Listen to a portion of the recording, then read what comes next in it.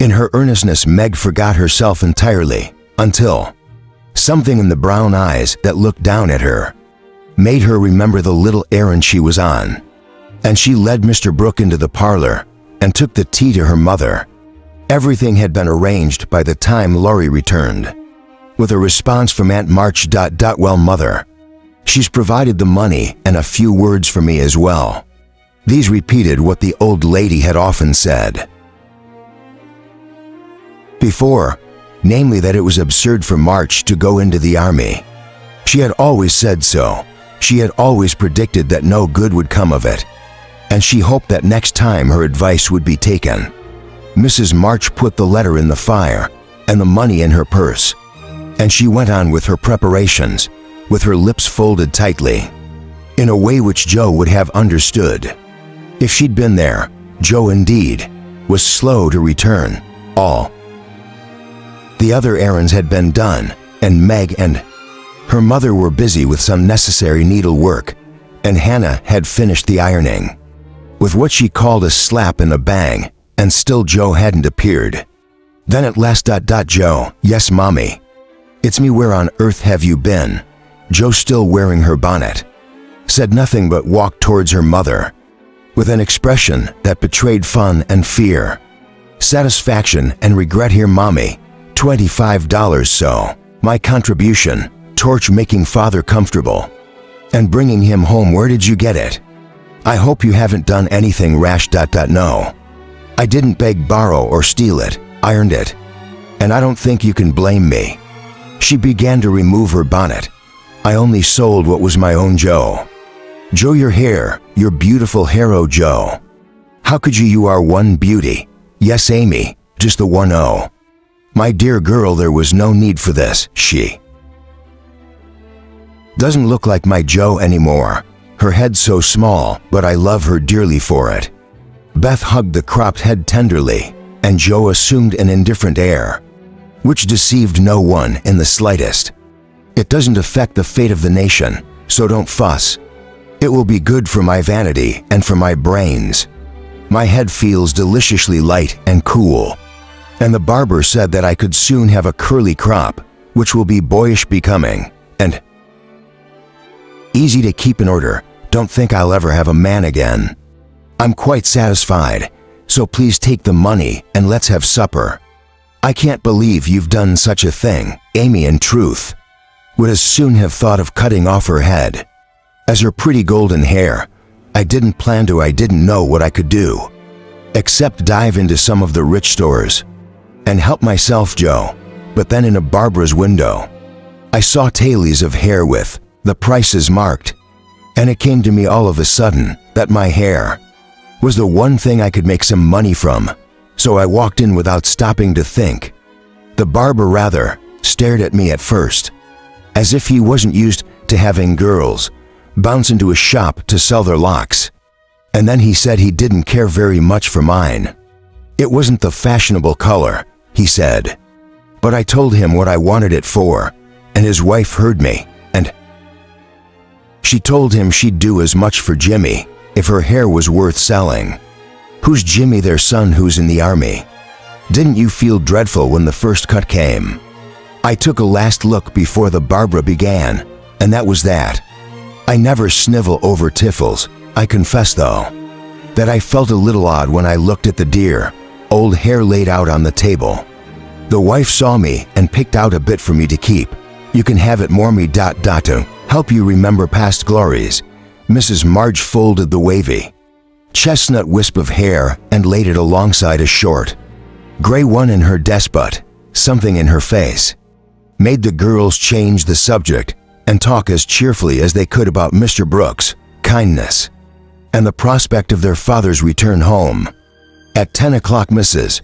March told the girls that it was time for bed, for they must get up early, and Beth went to the piano and played Father's favorite hymn, and they all began bravely, but broke down one by one until Beth was left singing on her own, singing with all her heart, since music to her was always a sweet consoler, then to bed as silently as if the dear invalid lay in the next room. Joe, are you crying about Father? No, not now. What then? I'm crying about my hair. Oh, my dearest. I'm so sorry I'm not.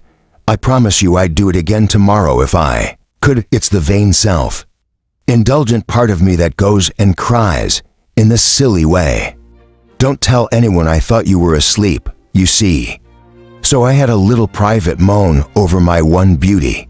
Anyway, I've stopped now. How come you're awake? I'm so anxious. Think about something pleasant.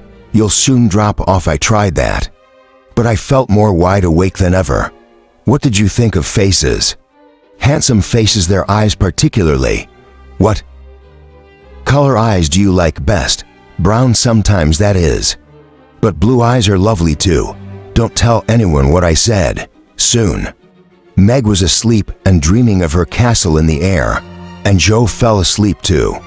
And at midnight a figure glided quietly from bed to bed, smoothing a coverlet here, rearranging a pillow there, pausing to look long and tenderly at each unconscious face, and to pray the fervent prayers which only mothers offer. She lifted the curtain to look out into the dreary night, and the moon broke suddenly from behind the clouds, and shone upon her, and seemed to whisper in the silence, "Be comforted, dear heart, there's always light behind the darkness." Chapter 16, Letters. The girls lit their lamp in the cold, gray dawn, and each read a chapter from their little books. Read with an earnestness they'd never felt before, for the shadow of a real trouble had come, and the little books were full of help and comfort. As they dressed, they agreed to say goodbye to their mother, cheerfully and hopefully, and send her on her journey, unsaddened by their tears or complaints. But when they saw the big trunk standing ready in the hall, and their mother looking so pale and worn with sleeplessness and worry, they found it very hard to keep their resolution. Children, I leave you to Hannah's care and to Mr. Lawrence's protection. Hannah is faithfulness itself, and our good neighbor will guard you. As if you were his own, I have no fears for you.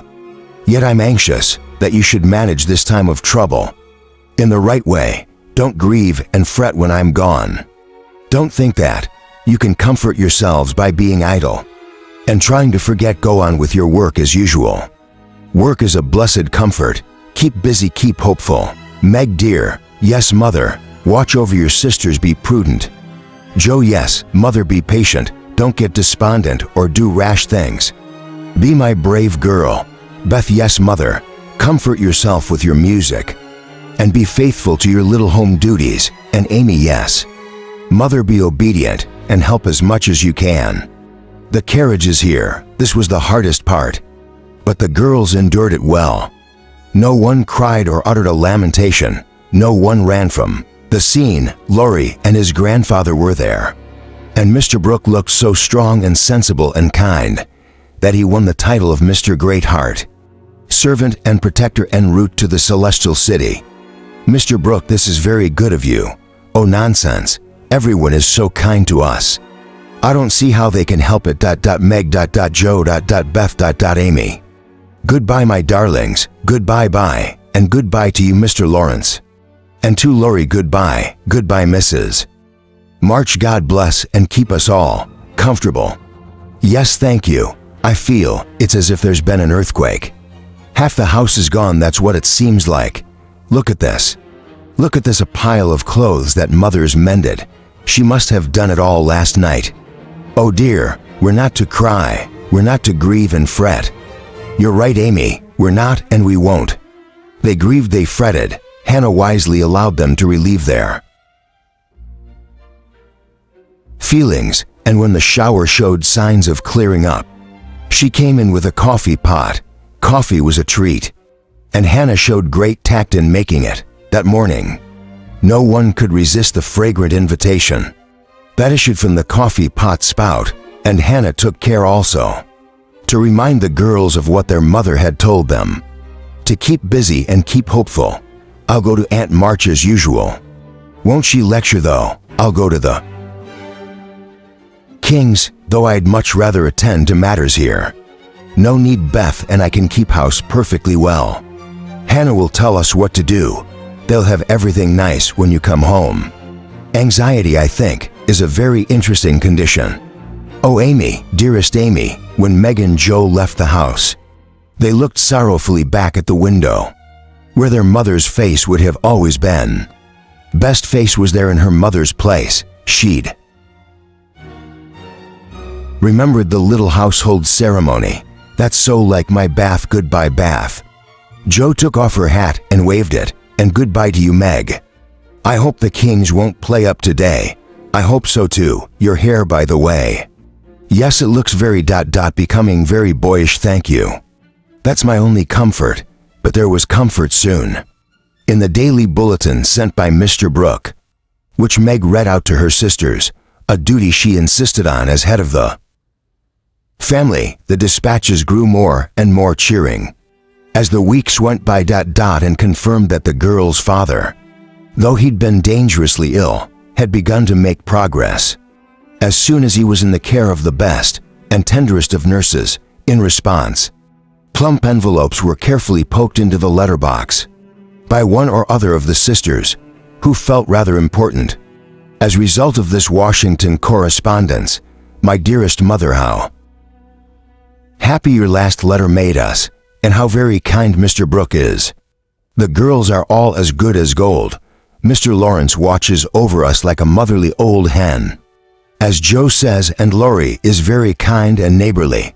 Hannah is a regular saint, and always calls me Miss Margaret, my precious Margaret proper. You know, when your last letter came, with still better news of dear old father, I rushed up to the garret and tried to thank God for being good to us, but I could only weep and say I'm so glad. I hope it did as well as a regular prayer.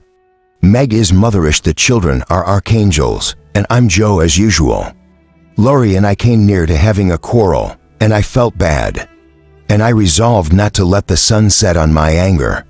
And I went over to say I was sorry, and met Lori at the gate, who was coming here for the same reason. We both laughed, begged each other's pardon, and felt comfortable again. I try to be good all day, and I sing myself to sleep with Father's tune. We are as happy as we can be without you. Amy wants the rest of this page. Share, Mama, stop. We are all well. I do my lessons always and never corroborate the girls. Meg says I mean contradict, so I put in both words and you can pick the proper rest. Meg is a great comfort to me, and lets me have jelly every night. Lori calls me Chick. He is not as respectful as he ought to be. Now I am almost in my teens. Is he? Didn't I make that interrogation mark nice? Meg says my punctuation and spelling are disgraceful, and I am mortified. I do, your affectionate daughter, Amy Curtis March. There were letters to from Hannah. Dear Miss March, I just drop a line to say we get on first. Race the girls is clever and fly around right smart. Miss Meg is going to make a proper good housekeeper. She has the liking for us, and gets the hang of things surprising quick. Joe does beat all for going ahead, but she don't stop to calculate first. And you never know where she's like to bring up. Beth is the best of little creatures, and a size of help to me. Being so dependable. Amy does well about fretting, wearing her best clothes and eating sweet stuff. Mr. Lorry is as full of tricks as usual, and turns the house upside down frequent, but he hardens up the girls. And so I let him have full swing. The old man sends heaps of things and is rather wearing, but means well, and it ain't my place to say nothing. My bread is riz, so no more at this time. Yours respectful, Hannah Mullish. There were letters from Lori. All serene here, troops in fine condition. The Home Guard under Colonel Teddy always on duty. Commander-in-Chief, General Lawrence reviews the Army each day, and Quartermaster Mullet keeps order in camp. And letters from Mr. Lawrence. Dear Madam, the little girls are all well. Beth and my boy report daily. Hannah is a model servant, and guards pretty Meg like a dragon. Pray make Brooke useful and draw on me for funds, if expenses exceed your estimate. Don't let your husband want for anything at all. Thank God he is mending. Chapter 17, Little Faithful. For a week the Amount of virtue in the March house. We have supplied the whole neighborhood. Everyone seemed in a heavenly frame of mind, and self-denial was all the fashion. But when relieved of the first anxiety about their father, the girls began to relax their praiseworthy efforts, give Endeavor a holiday, and fall back into the old ways. Jo caught a cold through neglecting to cover her shorn head, and because Aunt March didn't like to be read to by people with colds, Jo was ordered to stay at home till she was better, and was happy to obey. Amy found that art and housework didn't go well together, and returned to her mud pies. Meg spent a great deal of time writing long letters to her mother and reading the Washington dispatches. Even Beth suffered slight relapses into idleness or grieving, though when her heart got heavy, she'd always manage to cheer herself up. And everyone felt how sweet and helpful she was. No one's visited the Hummels today. You're right, Beth. Mother told us not to forget them. She did. I'm too tired to go this afternoon, and I've still got my cold. I thought it was almost better. Well, not well enough for the Hummels, but well enough, I admit, for me to go out with Lori. Perhaps, Beth, you could go. I've gone there every day, and I've got a headache and I'm tired also. The baby's sick and I don't know what to do for it. Please, Meg. I'll go tomorrow. Ask Hannah to make you something, and you can take it round. The air will do you good. I'd go, but I want to finish my story. Amy will be in presently. She can do it. Beth lay down on the sofa, and the Hummels were forgotten. An hour passed. Amy failed to arrive, and Hannah fell asleep in front of the kitchen fire. Beth got up quietly, put on her hood, filled her basket with odds and ends for the humble children, and went out into the chilly air with a heavy head and a grieved look in her patient eyes. She came back a while later, and no one saw her creep upstairs and shut herself away in her mother's room. It was half an hour before Jo found her. She was sitting on the medicine chest, looking red-eyed and grave, and with a camphor bottle in her hand. No, don't come any closer.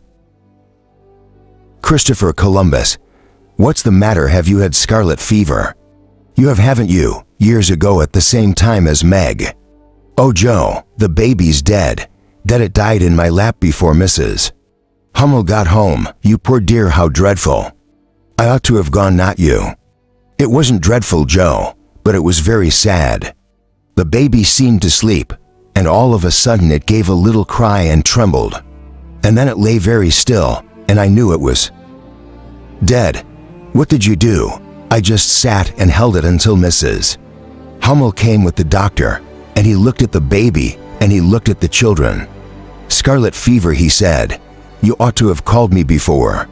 And Mrs. Hummel told him she was poor, and it tried to cure the baby herself. And the doctor told me to go home and take belladonna right away, or else I'd get the fever. No, you won't get the fever. You won't. If you do, I'll never forgive myself. Well, if I do, I guess I shouldn't have it badly. I've taken some belladonna and I feel better. I'm sure I do, Beth. You've been with the baby every day for a week or more, and even with the others you're bound to get it. I'll call Hannah. She knows all about sicknesses. Don't let Amy come in here. I'd hate to give it to her. You and Meg.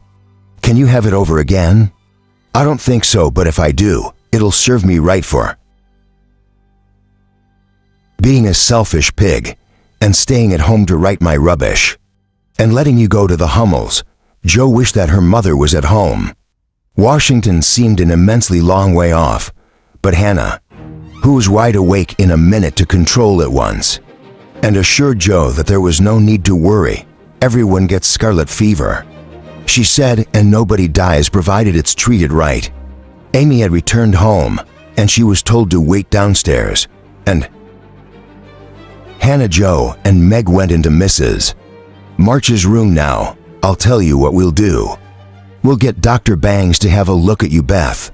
Then we'll send Amy off to Aunt March's to keep her out of harm's way. And one of you two girls can stay at home and amuse Beth for a day or two. I'll stay. I'm the oldest, I'll stay, it's my fault the Beth's sick. I told Mother I do the errands, and I haven't. Which one do you want, Beth? There ain't no need. For 2, Joe, please. Very well, I'll go and tell Amy. Meg felt a little hurt by Beth's decision, but she was relieved too. Unlike Joe, she didn't like nursing. When Amy was informed of the plan, she rebelled outright and passionately, declared that she'd rather have scarlet fever than stay with Aunt March. Meg reason pleaded, commanded all in vain, and went back upstairs. While she was gone, Laurie walked into the parlor to find Amy, sobbing, with her head in the sofa cushions. Amy told her story expecting to be consoled, but Laurie put his hands in his pockets and kneaded his brow in deep thought. Let me see, Amy, don't cry, be a sensible little woman. Listen, I've got a plan. You go to Aunt Marsh's. Listen, I'll come every day, and I'll take you out for a walk or a drive, and we'll have capital times. Much better than moping here. I don't wish to be sent out of the house, as if I was in the way, bless your heart. It's to keep you well, change of air and so on. You don't want to be sick, do you? I'm sure I don't. But I dare say I shall be anyway, since I was with Beth for all that time. Well, if you've caught the fever already, you'll have it more likely for being away from here. I'd advise you, miss, to be off as soon as you can. Scarlet fever is no joke, but it's so dull. It Aunt Marsh and she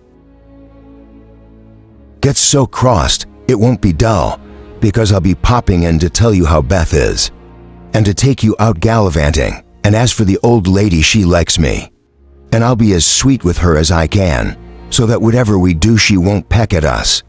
Will you come every single day on my honor, as a gentleman?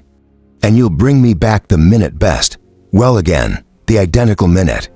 Will you take me to the theater? I'll take you to a dozen theaters, if that's possible. Well, then I guess, good girl. Sing out from Meg and tell her you've given in. Laurie gave Amy an approving pat, which annoyed her more than the giving in, and after Amy, feeling very precious and self-sacrificing, had sung out Megan, Joe came running downstairs to behold the miracle that Laurie had wrought. Laurie, who felt more anxious about Beth than he liked to show, for she was his special pet, asked how she was. She's lying on Mother's bed and feels a little better. What a trying world it is. No sooner do we have one trouble than down comes another. That don't seem to be anything to hold on to. When Mother's gone, I'm all at sea. Shall I telegraph her and tell her what's happened?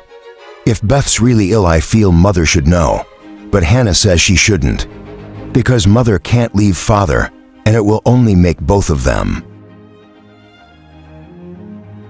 anxious. I don't know what's right, nor do I suppose you ask Grandfather, after Dr. Bangs has been. We will, Joe, you get Dr. Bangs no number. I'm Aaron, boy to this establishment. You're busy though, aren't you? Done my lessons for the day. Farewell. I have great hopes for my boy. For a boy, I think he does very well. Dr. Bangs was summoned, and he confirmed that Beth had symptoms of the fever, though he thought it wouldn't be severe. Amy was ordered away at once and departed in great state, with Joe and Laurie as escorts. Aunt March, whose parrot was sitting on the back of her chair, received them with her usual hospitality. What do you want now? Well, I'll go away. No boys allowed here. Laurie duly retired to the window, and Joe told her story. Scarlet fever, only to be expected. If you go poking about among poor folks, if she isn't sick, then Amy can stay and make herself useful, but she will be sick, I've no doubt. She looks like she intends to be. Don't sniff, child. Don't cry, it's distressing. Amy, in truth, was on the point of crying, but Laurie stepped away from the window and slightly pulled the parrot's tail. Where's my boots? What do you hear from your mother? She says that Father's much better. Well, that won't last long. I fancy March never had any stamina. Laurie tweaked the parrot's rear once more. Ha ha, never say die. Take a picture, snuff, goodbye, goodbye. Hold your tongue, you disrespectful old bird. And Joe, you better go at once. It isn't proper to be gathering about so late, with this rattled, hated boy. Hold your tongue, you disrespectful old bird, ah." And while Laurie was shaking with silent laughter, the parrot tumbled off the chair and ran towards the rattle-painted boy to peck him how, when in due course Amy was left alone with her aunt. She decided that she probably wouldn't be able to endure the stay with her get along. "You're afraid or with the parrot, but I'll try." Chapter 18 Dark Days. Beth had indeed caught scarlet fever and was much more ill than anyone but Hannah, and the doctor suspected. Meg stayed at home lest she should infect the Kings, and felt anxious and guilty when she wrote letters to her mother and made no mention of Beth's sickness. Jo devoted herself to Beth day and night. Not a hard task at first, but in time Beth grew worse and began to talk in a hoarse, broken voice and played upon the coverlet, as if on the keyboard of her beloved little piano, and tried to sing, with a throat so swollen that there was no music left. She failed to recognize the familiar faces around her, and she called imploringly for her mother, and Jo grew frightened. How dark the days seemed now. How sad and lonely the house. How heavy the hearts of the sisters. Then it was that Meg felt how rich he had been in the true blessings of life. Then it was that Jo learned to see the beauty, sweetness, and unselfishness of Beth's nature. And Amy, in her exile, longed to be at home to work for Beth, and felt that no service would be hard or irksome. Death meanwhile showed no improvement. "Jo, come in, where have you been?" "The post office." "I've sent for Mother. Good for you." "No." "Was it my decision? The doctor said we should." "It's not as bad as that, surely." "Yes, Laurie, it is. Beth doesn't know us anymore. She doesn't even look like my Beth. And there's nobody here to help us bear it. And God seems so far away I can't find him. Jo." "Dear Jo, I'm here. Hold on to me." Jo held on, and her sore heart was comforted, so that she seemed a little closer, now to the help from God that she needed. Laurie longed to say something tender, but no fitting words came to him. So he stood in silence and gently stroked Jo's head, just as her mother used to, and it was the best thing he could have done. Far more soothing than the most eloquent of words. "I'm better now. I'll try to bear it if it happens. Oh, but it does seem that all the troubles have come in a heat, and I've got the heaviest part. Don't Meg take her share, she tries to. But she don't love Beth as I do. She won't miss her as I shall. That's my conscience, and I can't give her up. I can't. I don't think she'd die. She's so good, and we all love her so much. God won't take her away yet, but the good dear people, they always do die. Poor girl, what is it like you to be forlorn? You're worn out, stay here. I'll cheer you up in a jiffy." He went off to stairs at a time, and Jo laid her weary head down on Beth's little brown hood, which no one had thought of moving from the table. Where it had been left, it must have possessed some magic. The submissive spirit of its gentle owner seemed somehow to enter into Jo. And when Laurie came back down with a glass of wine, she took it with a smile. "Thank you, Laurie. Good health to my Beth. You're a good doctor, Laurie, and the kindest of friends. How can I ever repay you? I'll send you my bill and you course, and tonight you'll have something that will warm the cockles of your heart, cheer you better than several quarts of wine. What is it? Yesterday I telegraphed your mother, and Brooke replied that she'd come at once. Oh, Laurie, are you glad I did it? Yes. Your mother will be here tonight, and everything will be all right. Thank you, Laurie. Oh, Laurie, thank you, thank you. She trembled and clung to Laurie. And though he was as amazed by Jo's reaction as she was bewildered by his news, he behaved with great presence of mind and patted her back soothingly, and then followed this up with a bashful kiss or two, which brought Jo to her senses. No, Laurie, don't. I'm sorry, I didn't mean to fly at you like that, but it was so good of you. Couldn't help myself, I didn't mind. Don't give me wine. Again, so tell you telegraphed in spite of Hannah. I got tragedy and Grandpa did as well. We thought that Hannah was overdoing the authority business and that your mother ought to know about Beth, since she'd never forgive us if anything happened. Grandpa said that it was high time we did something. And I saw the doctor's serious face, and then Hannah almost took my head off when I proposed a telegram, and that made up my mind, because I can't bear being bossed about, so I sent the telegram. And the late train's in at 2 in the morning. Oh, Lori, I'll go and meet her your jobs, to try and bottle up your euphoria, and keep Beth quiet until the blessed lady gets here. You're an angel, I'm so grateful, don't know how to thank you. You could fly at me again, rather liked it no. Thank you, I'll do it by proxy when your grandpa comes. Oh, I'm so happy, bless you. Teddy, bless you. Lori departed, feeling that he'd managed matters rather neatly. And Joe conveyed the news. Meg indulged in a quiet rapture, and Hannah declared that Lori was the interferingest chap she ever saw, but that she forgave him, and went off to knock up a couple of pies. In case of company unexpected. A breath of fresh air seemed to blow through the house. Something better than sunshine. Brightened the quiet rooms, and the fires burned with unusual cheerfulness. Everyone rejoiced except for Beth, who lay in a heavy stupor, unconscious of hope and joy, doubt and danger.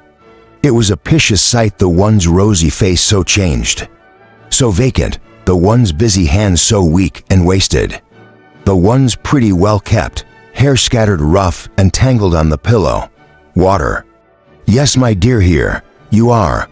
Meg and Joe waited and watched, trusting in God and their mother. 30 minutes before midnight, the doctor on his last visit had said that he expected some change to take place around that time, and he'd return. He promised as soon as he could. In the parlor, Lori lay on the rug, pretending to rest, while Mr. Lawrence marched to and fro, feeling that he rather endure a salvo of rebel fire than the sight of Mrs. March's anxious face when she returned home. If God spares Beth, I'll never complain about anything again. If God spares Beth, I'll try to love and serve him all my life. I wish I didn't have a heart, it hurts so much. If life is going to be as hard as this, I don't see how I'll ever get through it. The minutes dragged slowly by. At last the clock struck 12, and they looked at Beth. A pale shadow seemed to fall upon the bed, and they imagined that a change came over her pale face. The house was as still as death. An hour passed, and they heard Lori leave for the station. Another hour passed. Joe stood at the window, thinking how dreary the world looked, and its shroud of snow. The train's been delayed because of the weather, or Loris had an accident. Joe or Mother never set off from Washington. Father's had a relapse. Meg said nothing, but Joe heard a movement by the bed, and turned and saw that Meg's face was hidden. She hurried to the bed. Meg, is she? Joe gazed at Beth. The fever flush and the look of pain were gone. The little face looked so pale and peaceful that Joe felt no desire to weep. Goodbye, my Beth, goodbye. Then Hannah, who'd been asleep, hurried to the bed, felt Beth's hands and listened at her lips. Oh my goodness me. The fever's turned. She's sleeping natural. She bleeds easy. Her skin's damp. Praise be given. And she sat down with her apron over her head and rocked to and fro. Then the doctor came, and Meg and Joe thought his face quite heavenly, as he smiled a fatherly smile at them. And confirmed the happy truth, so that the girls at last believed it. Look, Joe. She held a white half-open rose. I plucked this so I could lay it in Beth's hand tomorrow, if she went away from us. But I didn't think it would blossom in time. Look at it now. I'll put it in a vase, and that's what she see when she wakes up, the rose and Mother's face. Joe stood at the window again. The world outside seemed more beautiful than it had ever been. Listen, girls, we're back. Your mother's here. Chapter 19. Amy's will. While these events were happening at home, Amy was having hard times at Aunt Marsh's. and began to realize how much she was loved and petted. At home, Aunt March never petted anyone. She didn't approve of it. She meant to be kind. Though she had a soft place in her old heart for her nephew's children, and she considered Amy to be a well-behaved little girl, but she didn't think it proper to confess such things. She lacked the gift of sympathy and of hiding wise lessons under pleasant play, and she distressed Amy with her rules and instructions. Her prim ways and her long prosy talks she taught her, or tried to, just as she herself had been taught 60 years. Before feeling it her duty to counteract, as far as possible, the bad effects of home freedom and indulgence, Amy felt like a fly in the web of a very strict spider, and woke up each morning dreading the chores that lay ahead. I must wash the cups, polish the old-fashioned spoons, and the fat silver teapot, and the glasses, dust the drawing room. A particularly tedious task, for all the furniture had claw legs and much intricate carving, which was never dusted to Aunt March's satisfaction. I must go upstairs and downstairs 100 times to fetch things. The old lady was very lame and seldom left her big chair. I must feed Polly, comb the silly lap dog, do some sewing, read aloud, do my lessons, sit still, while Aunt March tells me long stories about her youth. Child, yes, Aunt March. Are you still in bed, Polly, the parrot? On his own was enough to drive Amy to distraction. For he quickly decided that Amy didn't admire him, and revenged himself by pulling her hair and upsetting his bread and milk immediately after she'd cleaned his cage. Nor could Amy endure the dog, which was fat and cross, and lay on his back with his legs in the air, and an idiotic expression whenever he wanted to be fed, which was a dozen times a day. If it hadn't been for Laurie's visits and for old Esther, Amy was certain she wouldn't have survived. Esther was the maid. Her real name was Estelle, but Aunt March had ordered her to change it, and the maid had agreed on condition that she would never be asked to change her religion. Esther liked Amy and allowed her to roam about the great house and examine the various jewels and ornaments and such, like which Aunt March had hoarded and stored away. Amy's chief delight was an Indian cabinet full of strange drawers, pigeonholes, and secret places. Tell me then, mademoiselle, what would you choose if you were permitted? Diamonds, pearls. What about the little turquoise ring? Yes, I like it very much. This ring here is Madame's wedding ring, but her finger is too fat to wear it. Perhaps you choose one of the lockets with the portraits. No, the weeping willows made of hair. No, I'm fond of necklaces. This one's nice. She pointed to a string of gold and ebony beads, from which hung a heavy cross. Ah yes, I like it too. Very much, but not as a necklace, not as a vain decoration to me. It's a rosary. I would use it like a good Catholic, to pray to the saints with. You seem to take a great deal of comfort in your prayers. I wish I could. If mademoiselle was a Catholic, then she would find true comfort. But as that is not to be, it would be good if you were on your own for some time each day to meditate and pray. I think I'd like to. I feel I need it, but would it be right? It would be excellent and charming, if you like. I shall gladly arrange the little dressing room for you. You will say nothing to madam, but when she sleeps, you can go and sit alone a while, and think good thoughts, and ask that the dear God preserve your sister. We must put all the things away now. Yes, I wish I knew what's to happen to them when Aunt March dies. They are to go to you and your sisters. I know it. Madam confides in me. I witnessed her will. It will be nice to have them, apart from the lockets and the weeping willows. But I wish she'd give them to us now. Procrastination, it's not agreeable. I think meanwhile that it is too soon for you and the young ladies to wear these things. The first one to be engaged will have the pearls. Madame has said it, and I have a fancy that when you leave here, Madame will give you the turquoise ring, because she approves your behavior. And charming manners, do you really think she will? I'll be a lamb. I'll be nice to Polly, I'll dust from morning till night. It's a lovely ring, ever so much prettier than Kitty Bryant's. You know, I've become rather fond of Aunt March. For the rest of her time with Aunt March, Amy was a model of obedience, and the old woman complacently admired what she assumed was the success of her training. Esther, as she promised, fitted up the dressing room for her, with a little table and a footstool in front of it. And from one of the shut-up rooms, she borrowed a very valuable painting, not knowing that it was so ... and she placed it above the table. And Amy's beauty-loving eyes were never tired of looking up ... at the sweet face of the Divine Mother, while tender thoughts of her own were busy in her heart.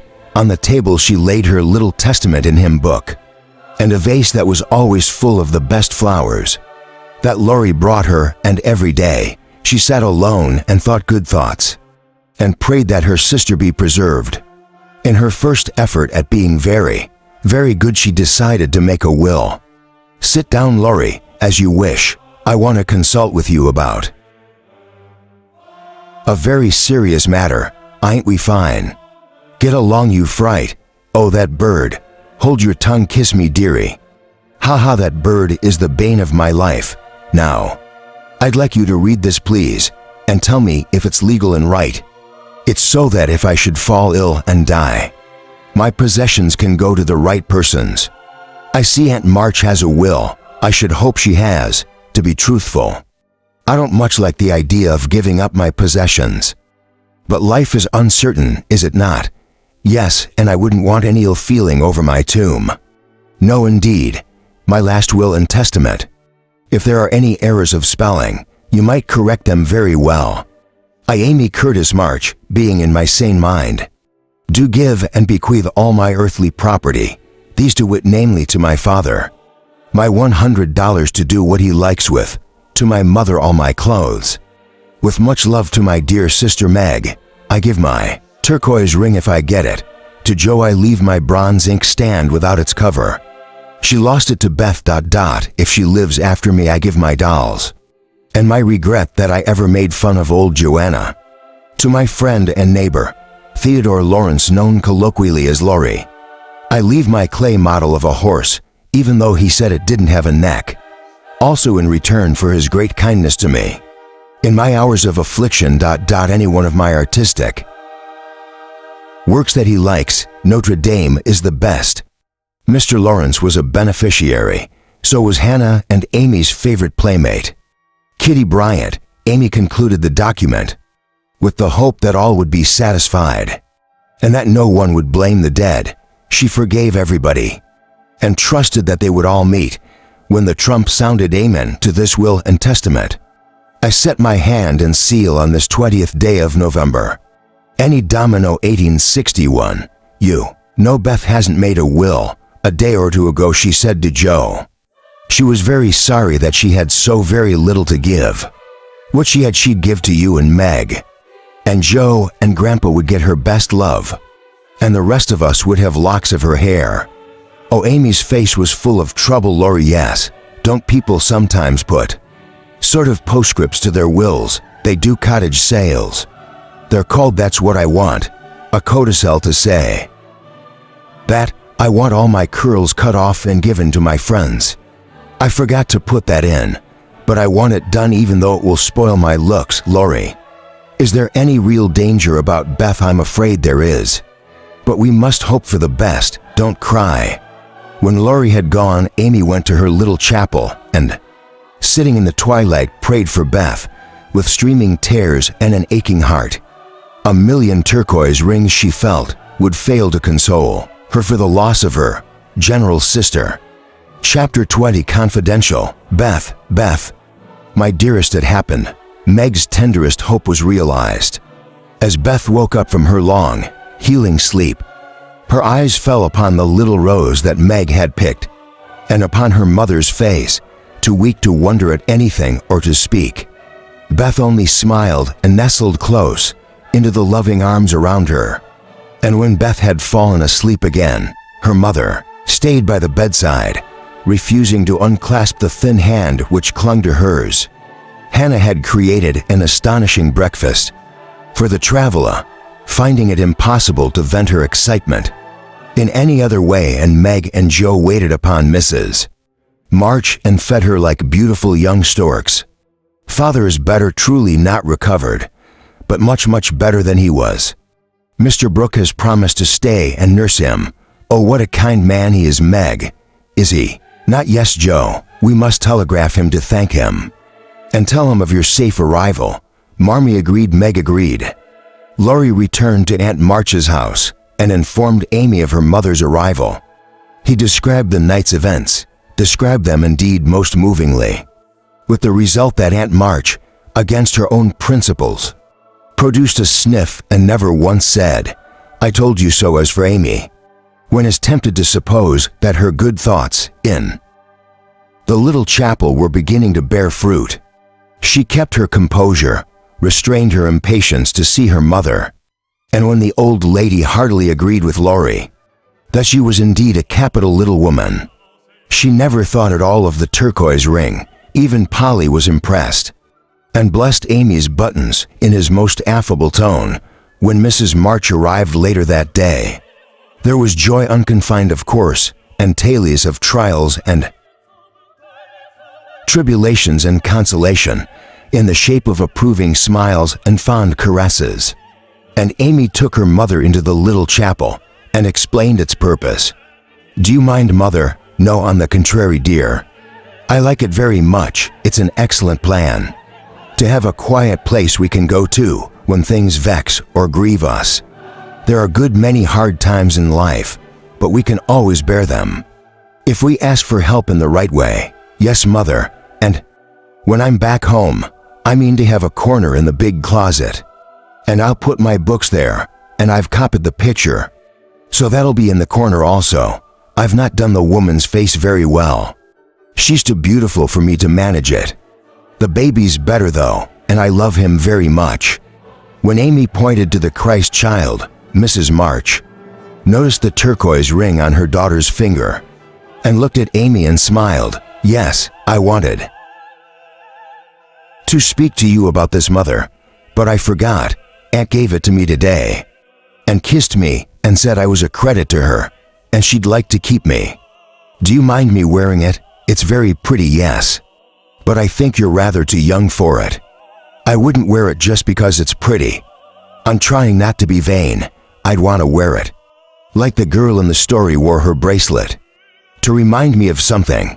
"Oh, that much? You mean no, too? Remind me not to be selfish." "Ah, yes. I've been thinking a great deal lately about my bundle of naughtinesses, and being selfish is the largest naughtiness, and so I'm going to try hard to cure it.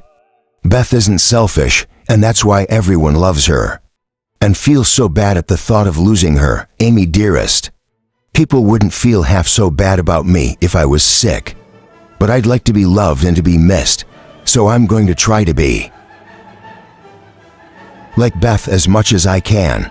I tend to forget my resolutions, but if I had something to remind me, like the ring, then I might do better." "Very well, I have more faith in the corner of the big closet.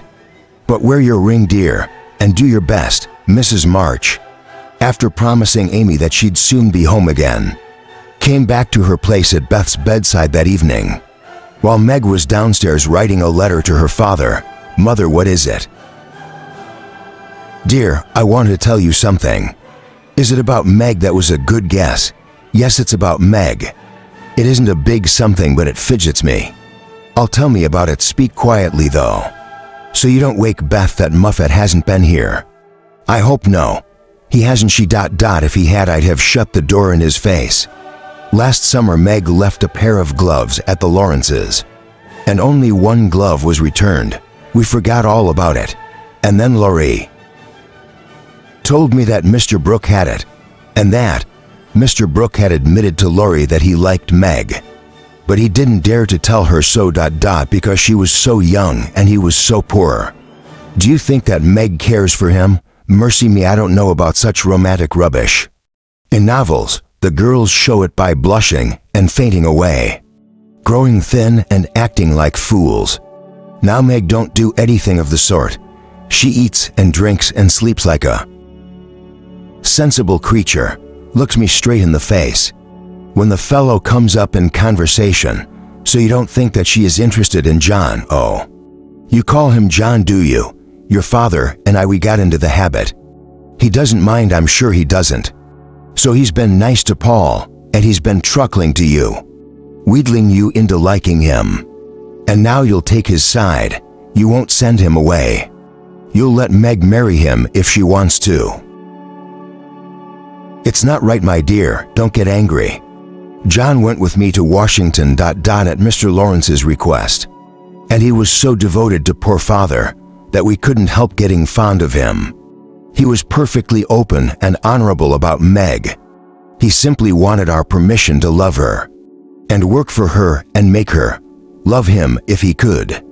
He's a truly excellent young man, and we couldn't refuse to listen to him, but Meg's very young. I wouldn't agree to her being engaged. Of course you wouldn't, it would be idiotic. I knew that was mischief brewing, but this is worse than I imagined. I wish I could marry Meg myself, keep her safe in the family. Oh, I wonder what John would make of that. So dearest, don't say anything to Meg. When John comes back and I see them together, then I'll be able to judge her feelings better. I know what will happen. She see his feelings in those handsome brown eyes she talks about, and it will be all up with her. She's got such a soft heart, it'll melt like butter. When she receives a sentimental gaze, those reports he sent, she read them more than she read your letters. And she pinched me when I mentioned the fact. And she doesn't think John's an ugly name. She go and fall in love. And that'll be an end to peace and fun and cozy times. They'll be lovering all around the house ... and we'll have to dodge them, and Meg will be absorbed and no good to me anymore. And then he'll scratch up a fortune somehow, and carry Meg off and create a hole in the family. And I'll break my heart. Why weren't the four of us boys? There wouldn't be any bother then. Oh, tell him to clear off mother, but keep it for Meg. And then we'll all be jolly together, as we always have been. I want to keep my girls for as long as I can ... and I'm sorry that this has happened so soon. But it's natural and right that in time you should, all of you, go to homes of your own. Oh mother, John will be good and kind to her. I'm sure he will, and if they believe that they love one another, they can test their love by waiting a few years. She's such a pretty, tender-hearted girl. I hope things go well with her. Wouldn't you rather she married a rich man? Oh, money has its uses, Joe, but one should never feel the need of it too bitterly, or be tempted by too much. I'd be content, provided that John has a big enough income to be free of debt and to make Meg comfortable. I know by experience how much genuine happiness can be had in a plain little house where the daily bread is earned, and what one lacks gives extra sweetness to one's pleasures. To be rich by winning a good man's heart is better, my dear, than possessing a fortune. My plan was for Meg to marry Laurie eventually and sit in the lap of luxury. And he's younger than she is.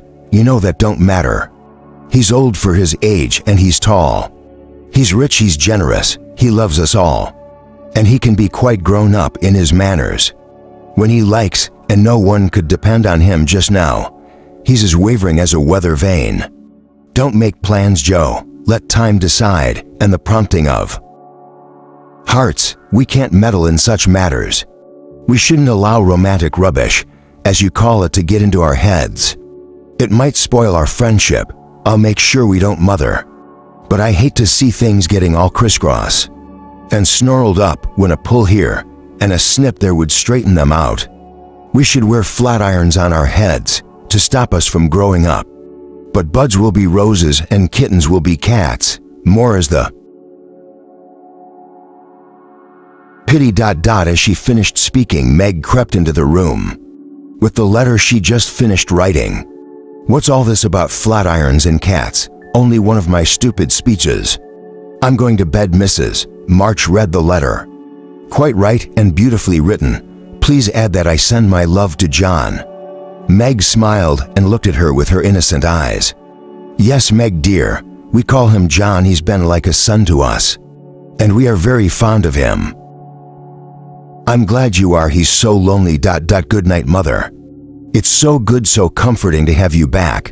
Meg left the room, and Mrs. March was caught up in thoughts that were a mix of regret and satisfaction. Meg doesn't love him yet, but she learned to soon enough. Chapter 21. Laurie makes mischief and Joe makes peace. The great secret, all that is that Mrs. March had revealed to her about John Brooke rather weighed upon Joe, and she found it hard not to look mysterious and important, Meg noticed, but didn't trouble herself to make inquiries, for she'd learned that the best way to manage Joe was by the law of contraries, and she felt sure of being told everything as long as she didn't ask. But the silence remained unbroken, and Joe assumed a patronizing pose, and in doing so decidedly aggravated Meg, who in turn took on an air of dignified reserve and devoted herself to her mother. Now that Mrs. March had taken her place as nurse, Joe was left to her own devices, and Laurie was her only refuge. But she feared that he'd coax the secret out of her. I'll find out sooner or later. So you may as well tell me now. There's nothing to tell. I'll tell you a secret in return. No thanks. If I did have a secret, yours wouldn't be half as good. I'm sure Laurie bribed, threatened, ridiculed, and scolded, affected indifference, declared that he knew already, said that he didn't know but didn't care. It's to do with Brooke, isn't it? Brooke and Meg. He's asked her to marry him. Wrong. Wrong? Well, whatever it is, why hasn't he told me? And he went away, feeling indignant that he hadn't been taken into his tutor's confidence, and setting his wits to devise some suitable retaliation for the slight he'd received. Meg, meanwhile, had, apparently, forgotten the conversation with her mother and was absorbed in preparations for her father's return. But all of a sudden a change came over her. She blushed when she was looked at. She was very quiet and sat over her sewing with a timid, troubled face. Makes going fast, Mother. I can tell she's got most of the symptoms. This morning I caught her singing that song about the silver voice. Brooke, and yesterday she called him John and turned his red as a puppy. What are we going to do? Nothing except wait. Leave her alone and be kind and patient. Father's return will settle everything. You think it will? No more, dear. She's coming. Meg. Yes, Joe, a note for you that came via the little post office. It's all sealed up, as you see. Laurie never seals mine. Meg opened the note and began to read. There's been a mistake. He didn't send it. Oh. She stared at the note with a frightened expression. My dear child, what's the matter, Joe? Joe, how could you? I've done nothing. You wrote the other note, didn't you? And that nasty boy helped you. What are you talking about? Meg's mild eyes kindled with anger, and she pulled out a note from her pocket and threw it at Joe. How could you be so mean, so cruel to us both? The note that had been in Meg's pocket was written in a peculiar hand and was addressed to Dearest Margaret, and signed by your devoted John. It began. I can no longer restrain my passion. And must learn my fate before I return. I think your parents would consent if they knew that we adored each other. And it continued in similar vein. Joe and Mrs. March read the note together, and it drove Joe into a furious desire for immediate justice. The little villain. I kept my word to Mother. I said nothing, and now he's paying me back. I'll give him a scolding, I promise I will. And I'll bring him here to ask for forgiveness. You must prove your innocence first, though, Joe. You've played so many pranks that I'm bound to suspect you. On my word, Mother, I've had nothing to do with this. I know nothing about it, never saw the note before. If I had been involved, I'd have done a lot better. I'd have written a sensible note. Mr. Brooke wouldn't write such ridiculous Stuff, you want to know that, Meg, you didn't reply to this note. Did you? Yes, I did. Mother, please let me get hold of that boy and bring him here. Hush, this is serious, Joe. Let me manage it. Meg, tell me the whole story. First letter, it was given to me by Lori and I was worried about what it said, and I meant to tell you. But then I remembered how you liked Mr. Brooke. So I suppose you wouldn't mind if I kept my secret for a few days. I was so silly deciding what to say to him and reply. I felt like the girls in books. I paid for my stupidity. Now I can never look him in the face again. What did you write? Only that I was too young to do anything about it yet. That he must speak to father, and that I was very grateful for his kindness, and would be his friend, but nothing more than a friend. Not for a long while. Bravo. Bravo makes a veritable model of prudence. Don't you agree, Mother? Yes, my dear, I do. And what about the second note? What does he say? He says that he never sent a love letter at all, and is very sorry that my rogue sister should take such liberties. Oh, is he indeed? It's a very kind and respectful reply. But even so, yes, dreadful, horrible. I've had a thought. Let me look at that note. Joe placed the note alongside its predecessor. The handwriting, it's very similar to similar, surely ... for the one note to be a forgery of the other. Meg, I don't believe that Mr. Brooke wrote either of these. Lori did, and he's got the letter that you wrote, and he's keeping it so he can crow over me in revenge for not telling him my secret. You are not to have any secrets, Joe. You should tell Mother and keep out of trouble, as I should have done. Bless you, child. It was Mother who told me that ... will do. Joe, you go and get Lori. We need to put a stop to these pranks. At once, Joe ran off, and Mrs.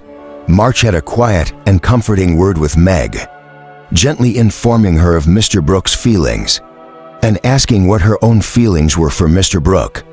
Do you love him? Do you love him enough to wait till he can make a home for you?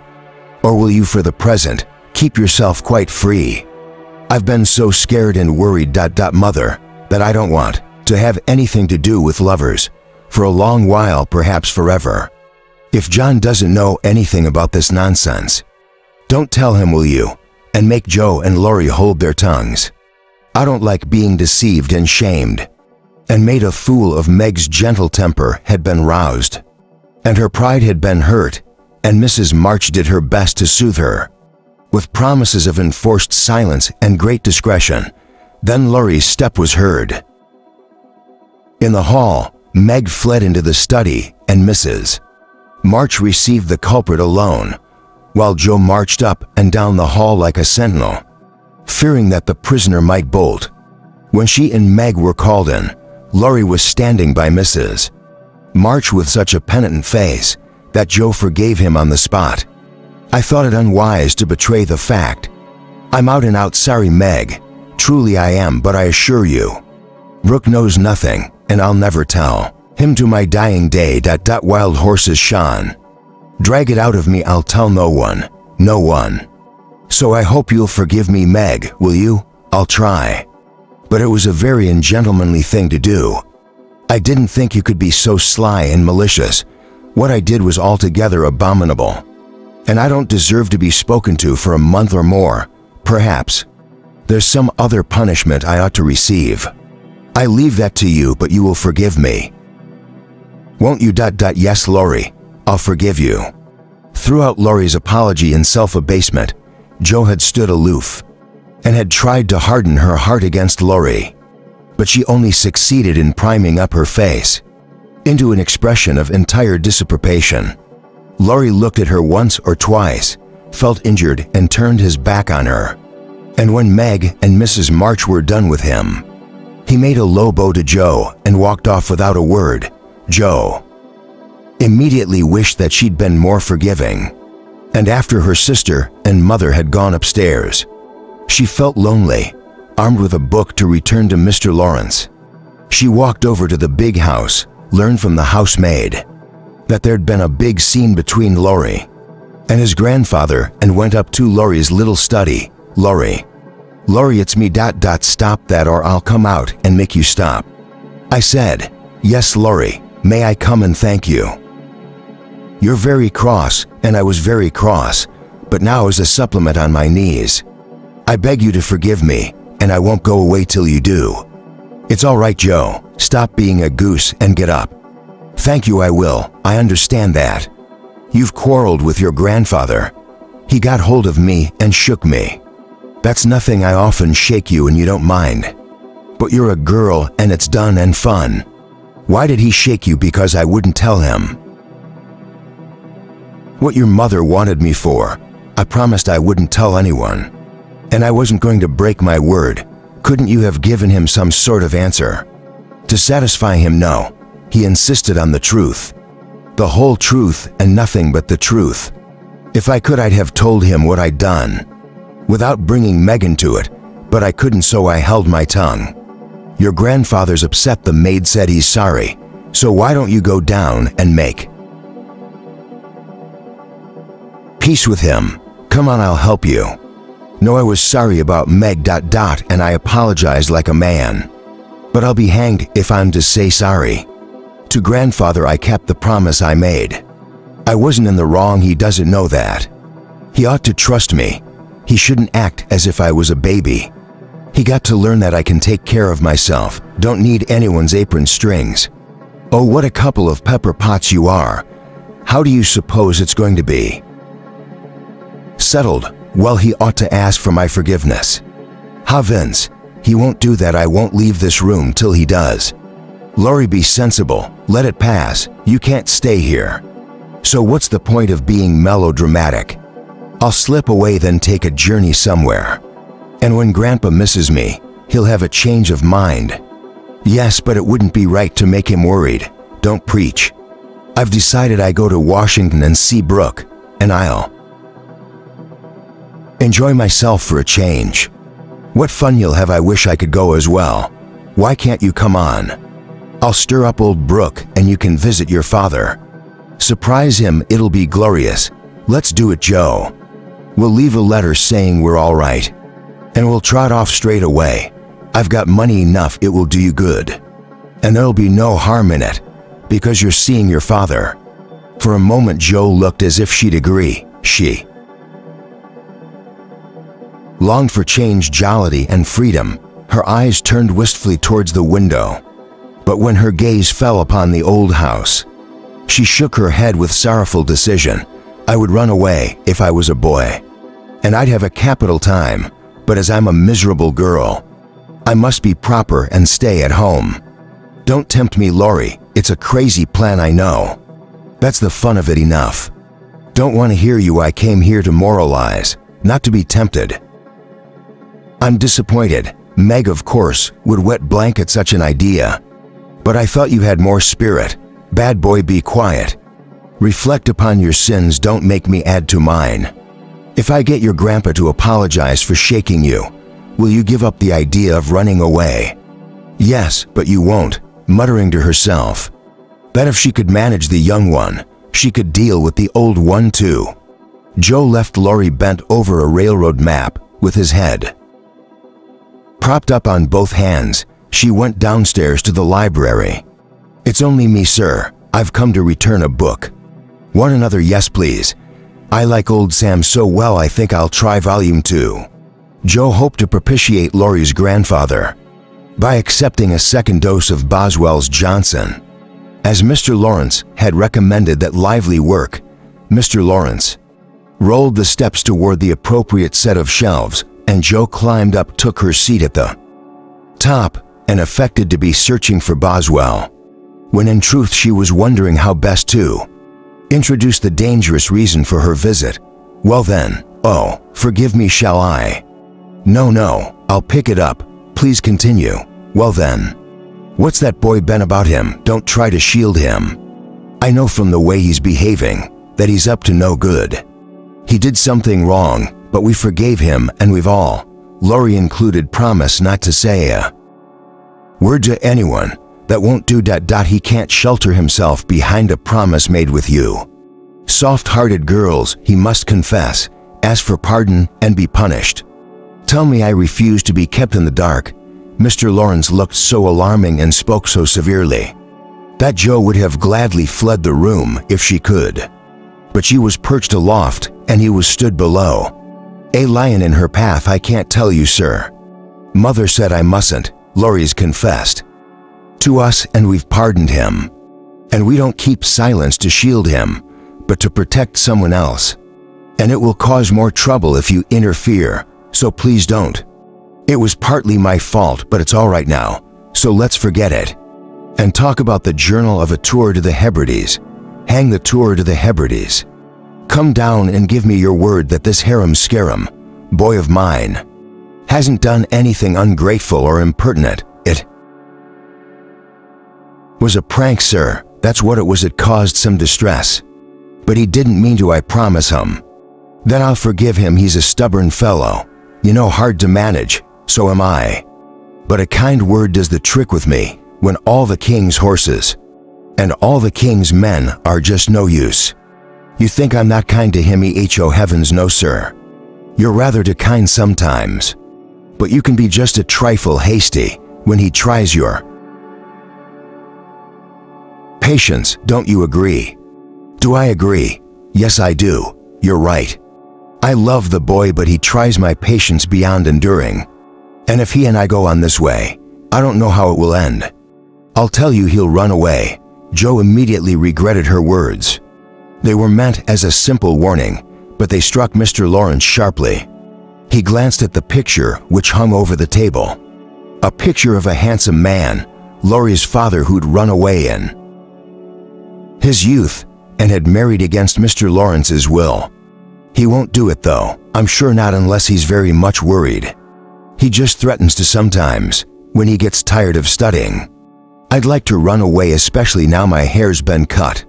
So if we ever go missing, you may advertise for 2 boys. And look among the ships that are bound for India. You cheeky girl, how dare you talk like that? Where's your respect? Young people such torments, yet we can't do without them. Go and bring the lad down to dinner. Tell him it's all right. And warn him not to put on tragic airs, because I won't bear it. I don't think he'll come, sir.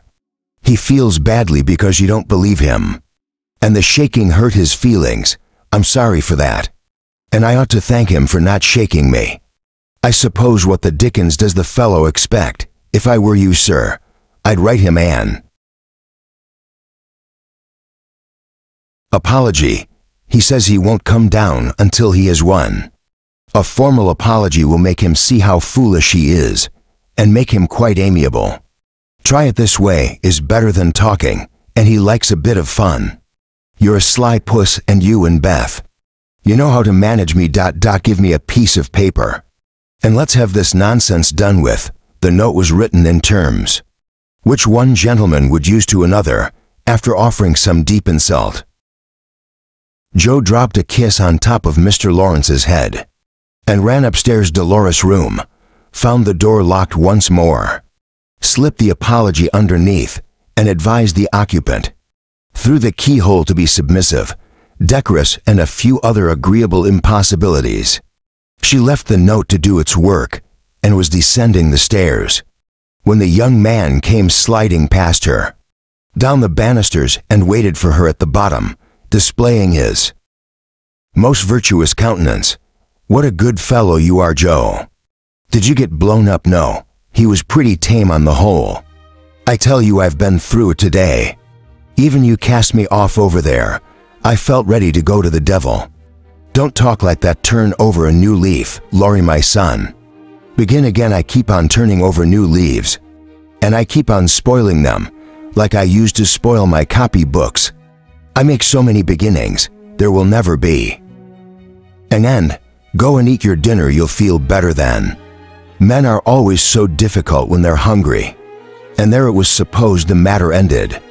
The little cloud had blown over, but the mischief was done. And though others might forget, Meg remembered. She never alluded to a certain person, but she thought of him a good deal and dreamt of him. One day, rummaging in her sister's desk for stamps, Jo found a bit of paper with the words Mrs. John Brooke scribbled on it. Had this discovery, Joe groaned tragically and cast the paper into the fire. Feeling that Laurie's prank had hastened the evil day. Chapter 20 to Pleasant Meadows. Christmas was approaching, and Joe's worries about Meg were easily diverted by the festive prospect. She frequently convulsed the family by proposing various magnificently absurd ceremonies. And Laurie was equally ambitious and would have had bonfires, skyrockets, and triumphal arches if he'd had his own way. Christmas Day itself was bound to be a great success. Amy had returned from Aunt Marsh's. Beth had moved from her bed to the parlor sofa and was feeling better each day. And there was news of Father. He's coming home, yes, Beth. He is very soon, early in the new year. This was sufficient cause for happiness. But there were presents, of course, to the accompaniment of ridiculous speeches from Joe. Mr. Lawrence bestowed on Meg her first silk dress. Amy was entranced by an engraved copy of the Madonna. And child Joe received a book she'd long desired. And Beth was given a soft crimson merino shawl. There was another present for Beth when she had to view from the parlor. Beth, you must come and see what's in the garden. Oh, I'll carry you. I'll help. Beth was borne in triumph to the parlor window. There too. Behold the work of the unquenchables. That is Joe and Laurie, who'd worked in secret like elves, and conjured up a comical surprise. Heavens above. There on the lawn stood a stately snow maiden, crowned with holly, bearing a basket of fruit and flowers, and with a verse issuing from her lips on a pink paper streamer. We shall sing it for you. Beth, Laurie, I'm ready, God. Thank you, Joe. Thank you, Laurie. Oh, I'm so full of happiness that, if Father were here, I couldn't take a drop more. Now and then in this work-a-day world, things do happen in the delightful storybook fashion. And what a comfort it is when they do, half an hour after Beth had made her declaration, and the rest of the gathering had agreed that only one more drop of happiness could be managed. The drop came while Beth rested in the study. Laurie, who had quietly disappeared a little while ago, popped his head round the door. Ladies, he might as well have turned a somersault, and uttered an Indian war whoop, for his face was so full of treacherous excitement that everyone was suddenly alert. Here, ladies, is another Christmas gift for the March family. Laurie vanished from view, and in his place appeared a tall man, muffled up to the eyes, leaning on another tall man who tried to say something. May I present to you, Father Meg, dearest. Father Amy and Joe, and my dearest. Happy Christmas, everyone. Mr. March became invisible in a loving multiple embrace. Joe disgraced herself by nearly fainting away, and had to be doctored by Laurie in the china closet. Mr. Brooke kissed Meg entirely by mistake, as he somewhat incoherently explained, and Amy the dignified tumbled over a stool and hugged her father's boots, and cried over them in the most touching fashion. Dearest mother, oh, heavens, hush, hush. Beth's resting next door. Her mother was mistaken. Beth had heard the commotion, and had risen up from the sofa. Joy gave her strength, and she ran straight into her father's arms. Father. Oh, Beth, dearest Beth. Then Hannah was discovered behind the door, sobbing tears of joy and holding the fat turkey, which she'd forgotten to leave on the kitchen table. When she hurried up the stairs, and Mrs. March began to thank Mr. Brooke for the faithful care of her husband, at which point Mr. Brooke thought it was time to leave, and took Laurie with him. Well, Father, you've created quite a scene. Haven't I? Just early in the new year, you said, haha. Yes, but I rather wanted to surprise you all. When the weather eased a little, I asked the doctor if he let me draw. I ought to say young Brooke has been a great help to me. So thoughtful and conscientious. Altogether most estimable and upright young man. Mr. March paused and glanced at Meg, who became excessively interested in attending to the fire, and then looked at his wife with an inquiring lift of the eyebrows. Mrs. March in reply gently nodded her head, while Joe muttered to herself, that she hated estimable young men, especially if they had brown eyes. Later, Hannah appeared with the fat turkey for a second time. He was stuffed, now embrowned and decorated, a sight to behold. There never was such a Christmas dinner as they had. That day, the plum pudding melted in the mouth. So did the jellies, in which Amy reveled like a fly in a honey pot. Mr. Lawrence and his grandson died with them. Mr. Brooke, too, at whom Joe glowered darkly. To Laurie's infinite amusement, stories were told. Songs were sung, toasts were proposed, and the past was reminisced. And when twilight gathered and the guests had departed, the happy family sat together around the fire. Just a year ago, if you remember. We were groaning over the thought of a dismal Christmas. Yes, but it hasn't been a bad year. On the whole, I think it's been a pretty hard one. Ended very well. We've got you back, Father. You had a rough road to travel. My little pilgrims, but you've got on bravely. And your burdens, I think, may tumble off very soon. How do you know what's Mother been saying? Oh, she's not said much enough, though, to show which way the wind blows. And I've made several discoveries today. Tell us. Well, here's one. Mr. March took up Meg's hand and pointed to the roughened finger, a burn on the back, and 2 or 3 hard spots on the palm. I remember a time when this hand was white and smooth. And your first care, Meg, was to keep it so. It was a very pretty hand, but to me it's much prettier now. An offering has been made vanity. This hardened palm of yours has earned something better than blisters, and a sewing done by these pricked fingers will last a long time, I'm sure, because so much goodwill went into the stitches. Wide hands and fashionable accomplishments, they can't compare with the womanly skill which keeps a home happy. What about Joe? Say something nice about her, please.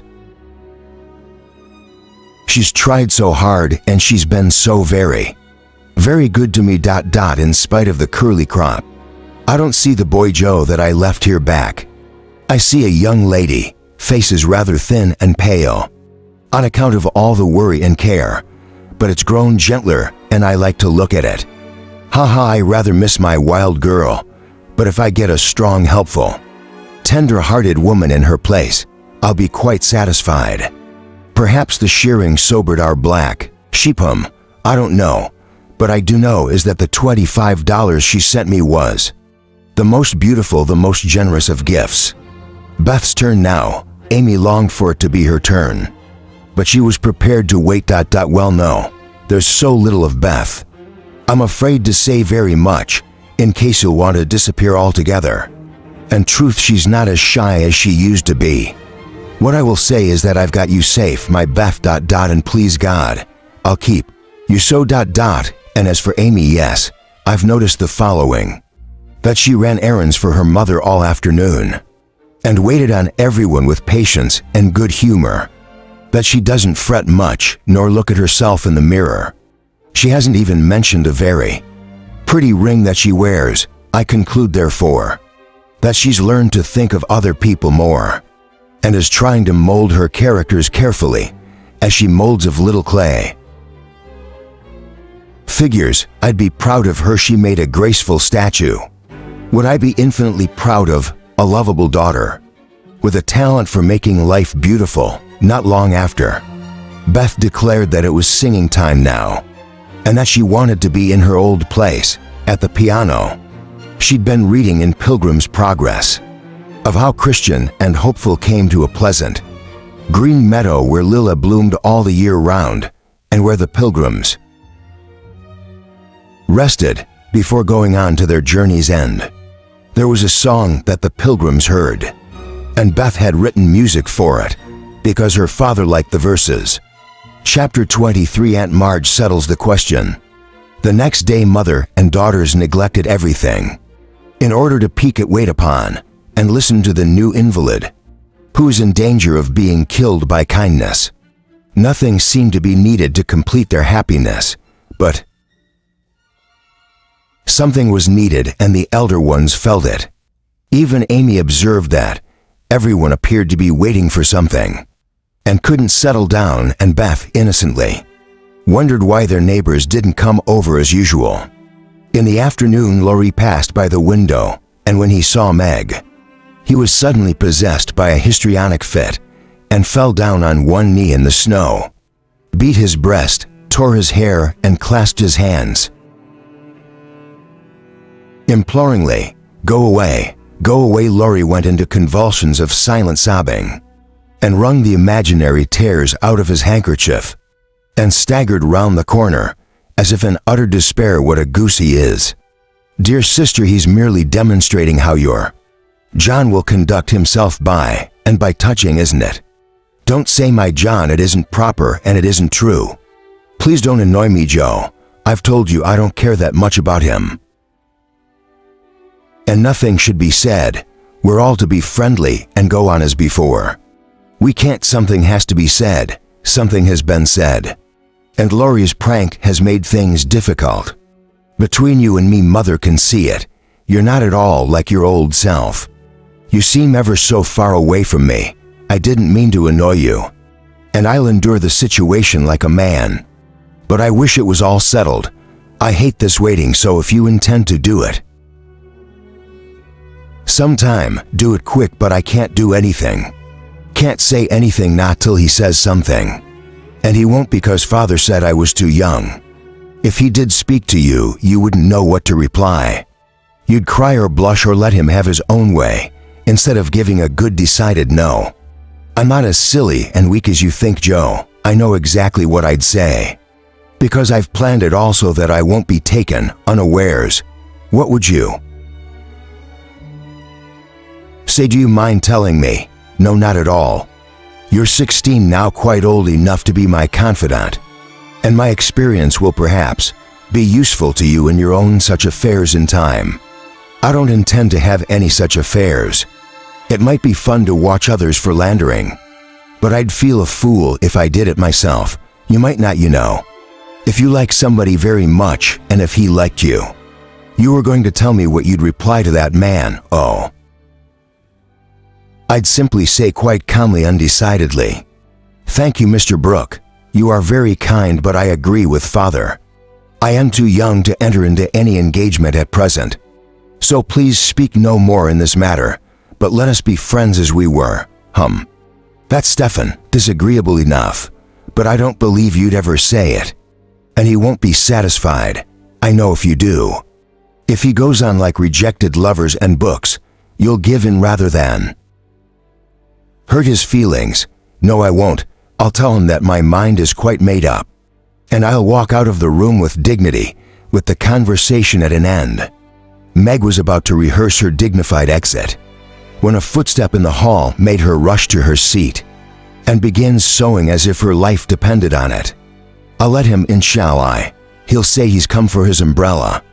I saw it in the hall this morning, shook my fist at it. Good afternoon. Afternoon, I came because ... your umbrella, yes. And your father, to see how he finds himself today. He finds himself very well. And you'll find the umbrella in the rack. She slipped out, offering Meg a chance to deliver her speech and air her dignity. But the instant that Joe had disappeared, her sister began to edge towards the door. Mother, I'm sure, would like to see you pray. Sit down, I'll call her. No, don't go, please. Are you afraid of me, Margaret? Afraid? How could I be when you've been so kind to Father? I only wish I could thank you for it. You can. Shall I tell you how he held Meg's hand tightly and looked at her with so much love, and those brown eyes of his, that her heart began to flutter? No, please don't. I love you so much, Meg. And I simply want to discover if you care for me ... in return a little. This was the moment for Meg's calm speech, but she failed to give it. She forgot every word of it. I don't know. Will you try and find out? I need to have an idea of whether in the end there's to be a chance of my reward. I'm too young then. I'll wait, and in the meantime, you could be learning to like me. Would it be a very hard lesson? Not if I chose to learn it, but I learn it then, please. I'm fond of teaching, and it'll be easier than German. Meg stole a shy look at him. and saw that his eyes were merry as well as tender, and that he wore the satisfied smile of one who was sure of success. This nettled her, and she felt a sense of capriciousness and a love of power. And Annie Moffat's foolish lessons in coquetry came into her mind. To tell the truth, I don't choose to learn your lesson. Please go away and let me be. Do you mean that? Yes. I do. I'd rather not be worried about such things. Father says I needed it's too soon, and I'd rather not. But may I not hope that you'll change your mind? You're not, I hope, playing games with me. I didn't think you were the sort. I preferred if you didn't think of me at all. He stood. He said nothing. He looked at Meg so wistfully, so tenderly, that she found her heart relenting. What might have happened next if they'd been uninterrupted? It's impossible to say, but it was at this interesting moment that Aunt March, who was visiting on account of her nephew's return home, came hobbling into the room. And Marge, bless me, what's all this good afternoon? I came for my umbrella. Excuse me, who is that? A friend of father. Santa March, I'm so surprised to see you. That's evident. What I wonder was your father's friend saying, to make you as red as a rose. There's mischief going on, and I insist upon knowing what it is. There's no mischief, I assure you. Mr. Brooke and I were merely talking. Mr. Cook Brooke, that boy's tutor. I understand now. I know all about it. Joe blundered into reading out a bit. She shouldn't in the letter from your PA, and I made her tell me. You haven't gone and accepted him, child. Aunt, please no. No, I must free my mind at once. Do you mean to marry this Cook fellow? If you do, not one penny of my money will ever go to you. Remember. That'd be a sensible girl. If Aunt March had requested Meg to marry John Brooke or John Cook, Meg would probably have declared that she couldn't dream of such a thing. But as she was peremptorily ordered not to marry him, she immediately decided that she would. Inclination, as well as that spice of perversity that's in all of us, combined to make the decision easy. I shall marry whomever so I please. And March ... and you can leave your money to anyone you like. Hoity-toity, is that the way you take my advice? You'll be sorry for it, miss. When you've tried love in a cottage and found it a failure, it can't be worse than what some people find in big houses. Well, I never. Meg, my dear, be reasonable and take my advice. I mean it kindly. I don't want you to spoil your whole life by making a mistake at the beginning. You ought to marry well and help your family. Securing a rich match is your duty. It really must be impressed on you. Father and mother don't think so. They like John despite the fact he's poor. Your pa and ma, my dear, have no more wisdom than a pair of babies. I'm glad of it. He has rich relations. I suppose this Mr. Rook, no. But he has many friends. He can't live on friends. If he tries to, the friendship will quickly cool any business. Not yet. Mr. Lawrence is going to help him. That will last long. James Lawrence is a crotchety old fellow and can't be depended on. So Meg, you intend to marry a man without money, without position, without a business, and you'll go on working harder than you do now, when you might be comfortable for the rest of your life. By listening to me, I thought you had more sense. I couldn't do any better if I waited half my life.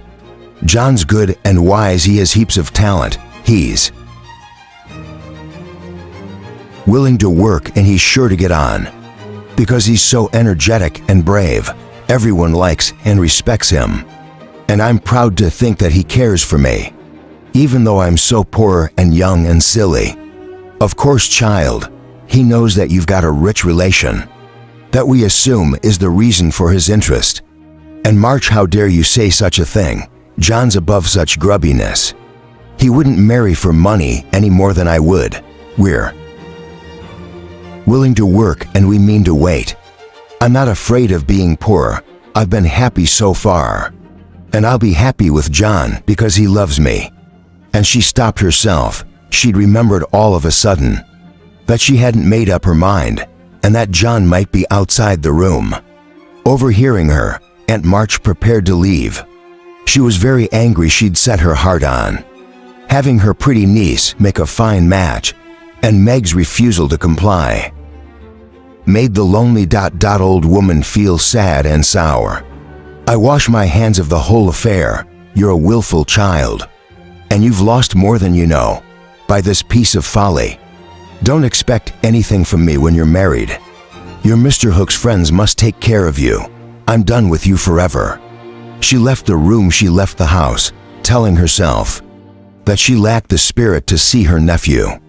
Meg stood for a moment, undecided whether to laugh or cry, and before she could make up her mind, John Brooke entered. "I couldn't help hearing. Thank you for defending me. I must thank your aunt too, for proving that you do care for me a little bit. At least I didn't know how much till she abused you. And now you won't, I trust. Send me away, I may stay and be happy. May I make?" "Yes, John, you may." 15 minutes after Aunt March's departure, Joe came softly downstairs, paused at the parlor door, and having heard nothing from within, smiled in a satisfied fashion. Clearly Meg had been strong-minded and had sent the objectionable man away. The matter was settled, and Joe looked forward to hearing all about it and exulting in triumph over the enemy. Oh, the enemy was serenely sitting on the sofa, and strong-minded Meg was enthroned on his knee, wearing a look of the most abject submission. Meg jumped up looking both proud and shy. And Brooke rose and kissed the astonished newcomer Joe. "Sister, you must congratulate us." Oh, Joe made some wild demonstration with her hands, and then fled the scene. "Somebody come quick. John Brooke's here, and he's behaving dreadfully, and Meg likes it." Mr. and Mrs. Marge hurried to the parlor, while Joe told the awful news to Beth and Amy. The two girls disappointed Joe by regarding the reported event as most interesting and agreeable. Amy began planning a sketch of the two lovers straight away, so Joe went up to her refuge in the garret and confided her troubles to the rats in the parlor. Meanwhile, a great deal of talking was done and quiet. Mr. Brooke astonished his listeners by the eloquence and spirit with which he pleaded his suit, describing the paradise he intended to provide for Meg and persuading her parents to arrange matters just as he wanted them. When he proudly took Megan to supper, the two of them looked so happy that Joe hadn't the heart to be jealous or dismal, and Mr. and Mrs. March surveyed the young couple with tender satisfaction, giving proof to Aunt March's comment about their lack of worldly wisdom. "Nothing pleasant ever happens." "That's what you said. You can't say it now, Meg." "You're right, I can't. I only wish you wouldn't wait 3 years. Get married straight away." "No, Amy, I'm not ready yet. I've got a lot to learn, and I've got work to do. Plans to carry out." While Mrs. March was musing on the year that was about to close, and Joe was hoping to herself that next year would end rather better, Laurie came prancing in bearing a large bouquet from Mrs. John Brooke. "I knew Brooke would have it all his own way. Inevitably does when he makes up his mind to accomplish something. Though the sky may fall, the job gets done. Much obliged to you for that recommendation. That I take it as a good omen for the future, and invite you to my wedding on the spot. I'll be there. If I have to travel from the ends of the earth, it'll be worth the journey." Just for the sight of Joe's face later, when everyone else had adjourned to greet Mr. Lawrence, Laurie followed Joe into a corner of the parlor. "You don't look very festive, ma'am." "No, I can't persuade myself to approve of the match. I've made up my mind to bear it though, and I won't utter a disapproving word. Oh, but Teddy, you've no idea how hard it is for me to give up Meg." "You're not giving her up, you're going halves. I can never be the same again. I've lost my dearest friend. You still got me. I'm not good for much. I know, but I'll stand by you, Joe, all the days of my life. On my word, I..." "Well, I know, and I'm ever so much obliged. You're always a great comfort to me.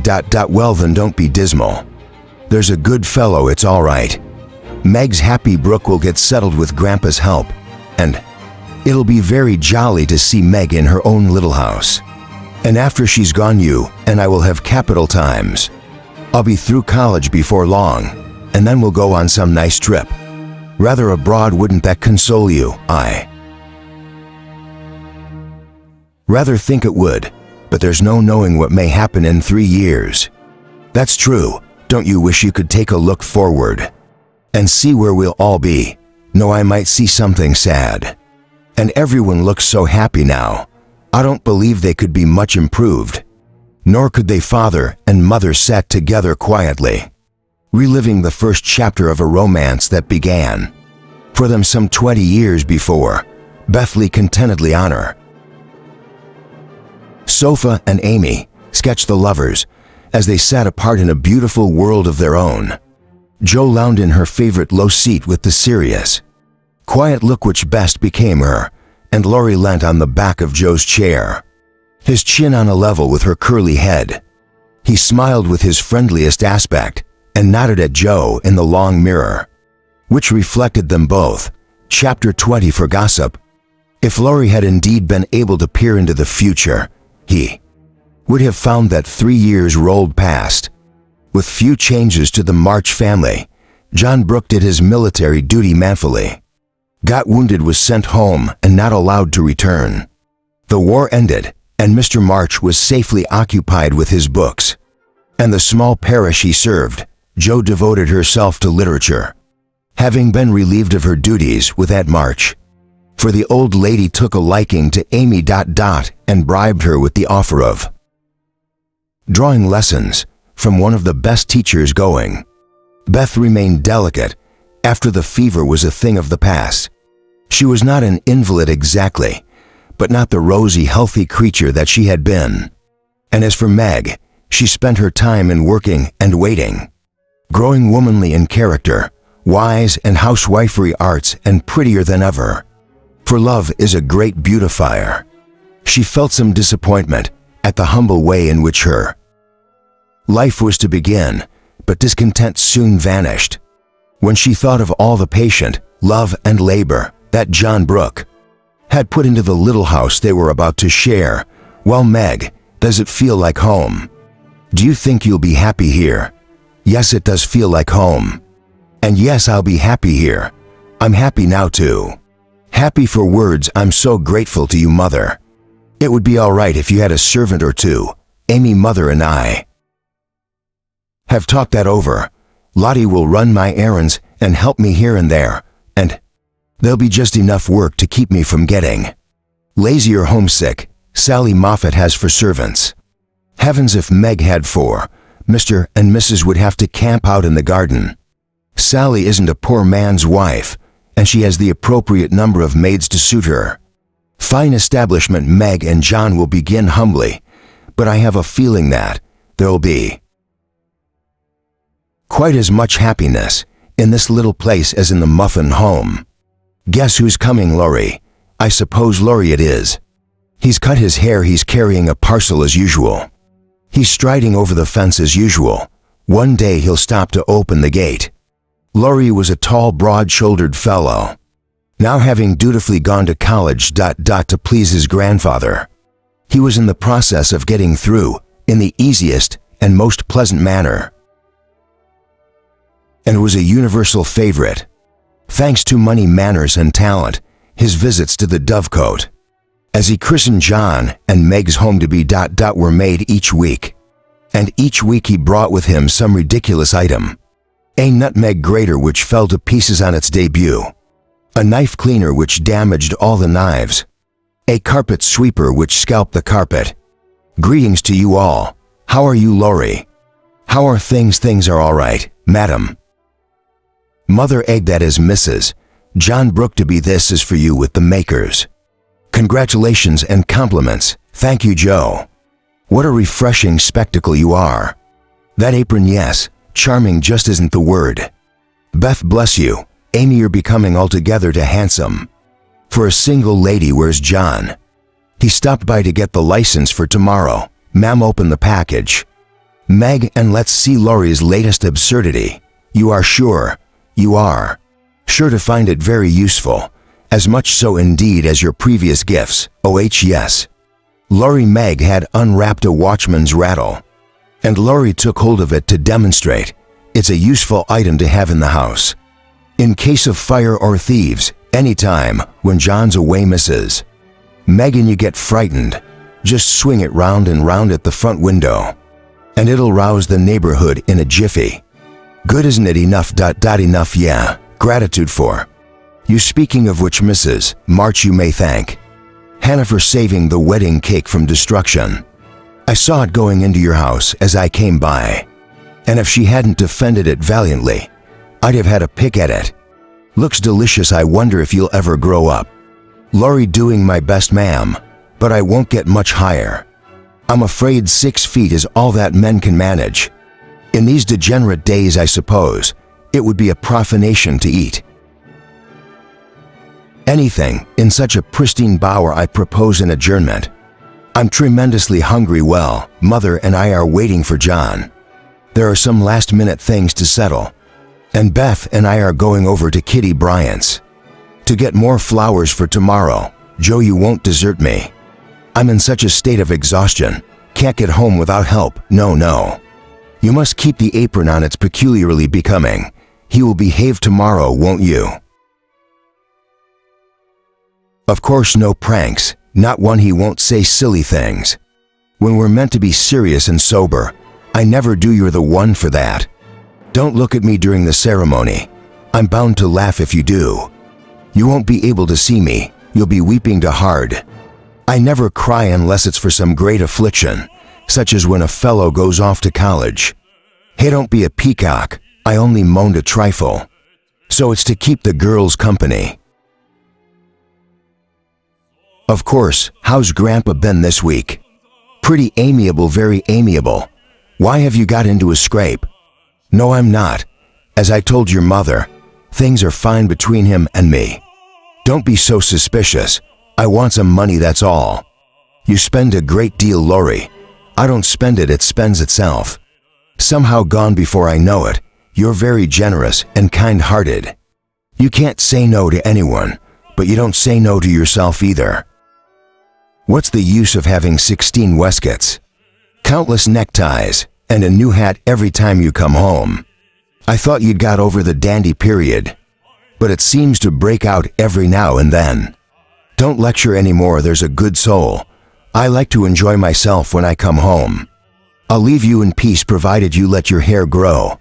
I'm not aristocratic, but I do object to being seen with a person whose head looks like a scrubbing brush. It's an unassuming style of haircut promotes study.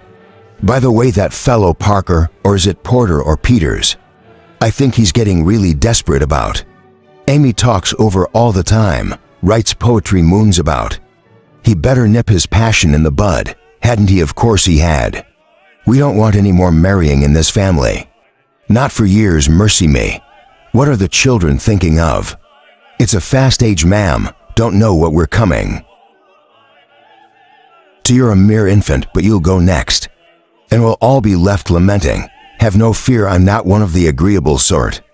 Nobody will want me, which is a mercy. Every family should have its old maid. You won't give anyone a chance, that's the trouble. You won't show the soft side of your character.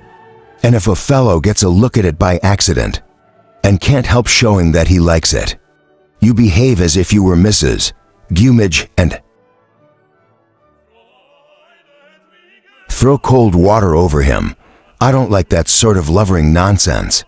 Too busy to be bothered with it, and I think it's dreadful to break up families. Meg's wedding, you know, has turned our heads. We talk of nothing but lovers and such like. Don't wish to get raspy, but let's change the subject as you wish. Mark my words, though, you'll be next. Chapter 25, The First Wedding.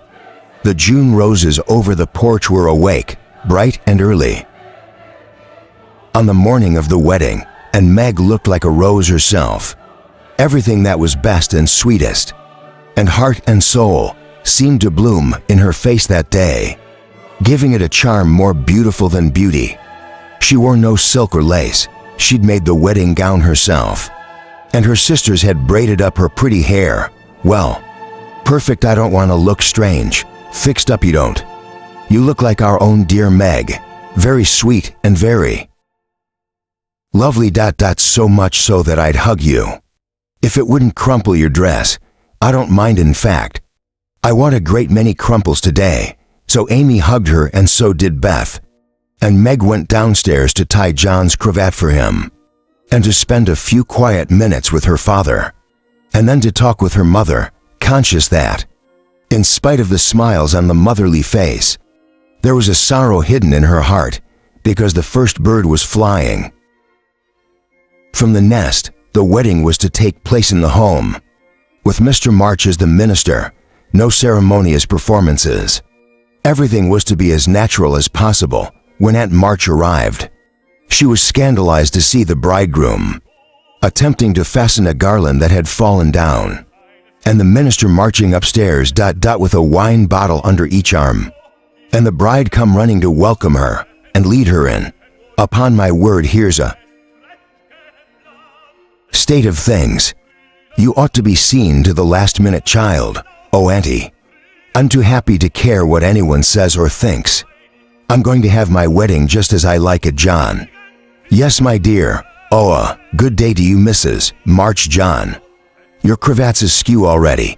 And as the couple kissed, Aunt March felt obliged to whisk out her pocket handkerchief on account of a sudden dew in her sharp old eyes. Oh, Joe, Jupiter Optimus Maximus.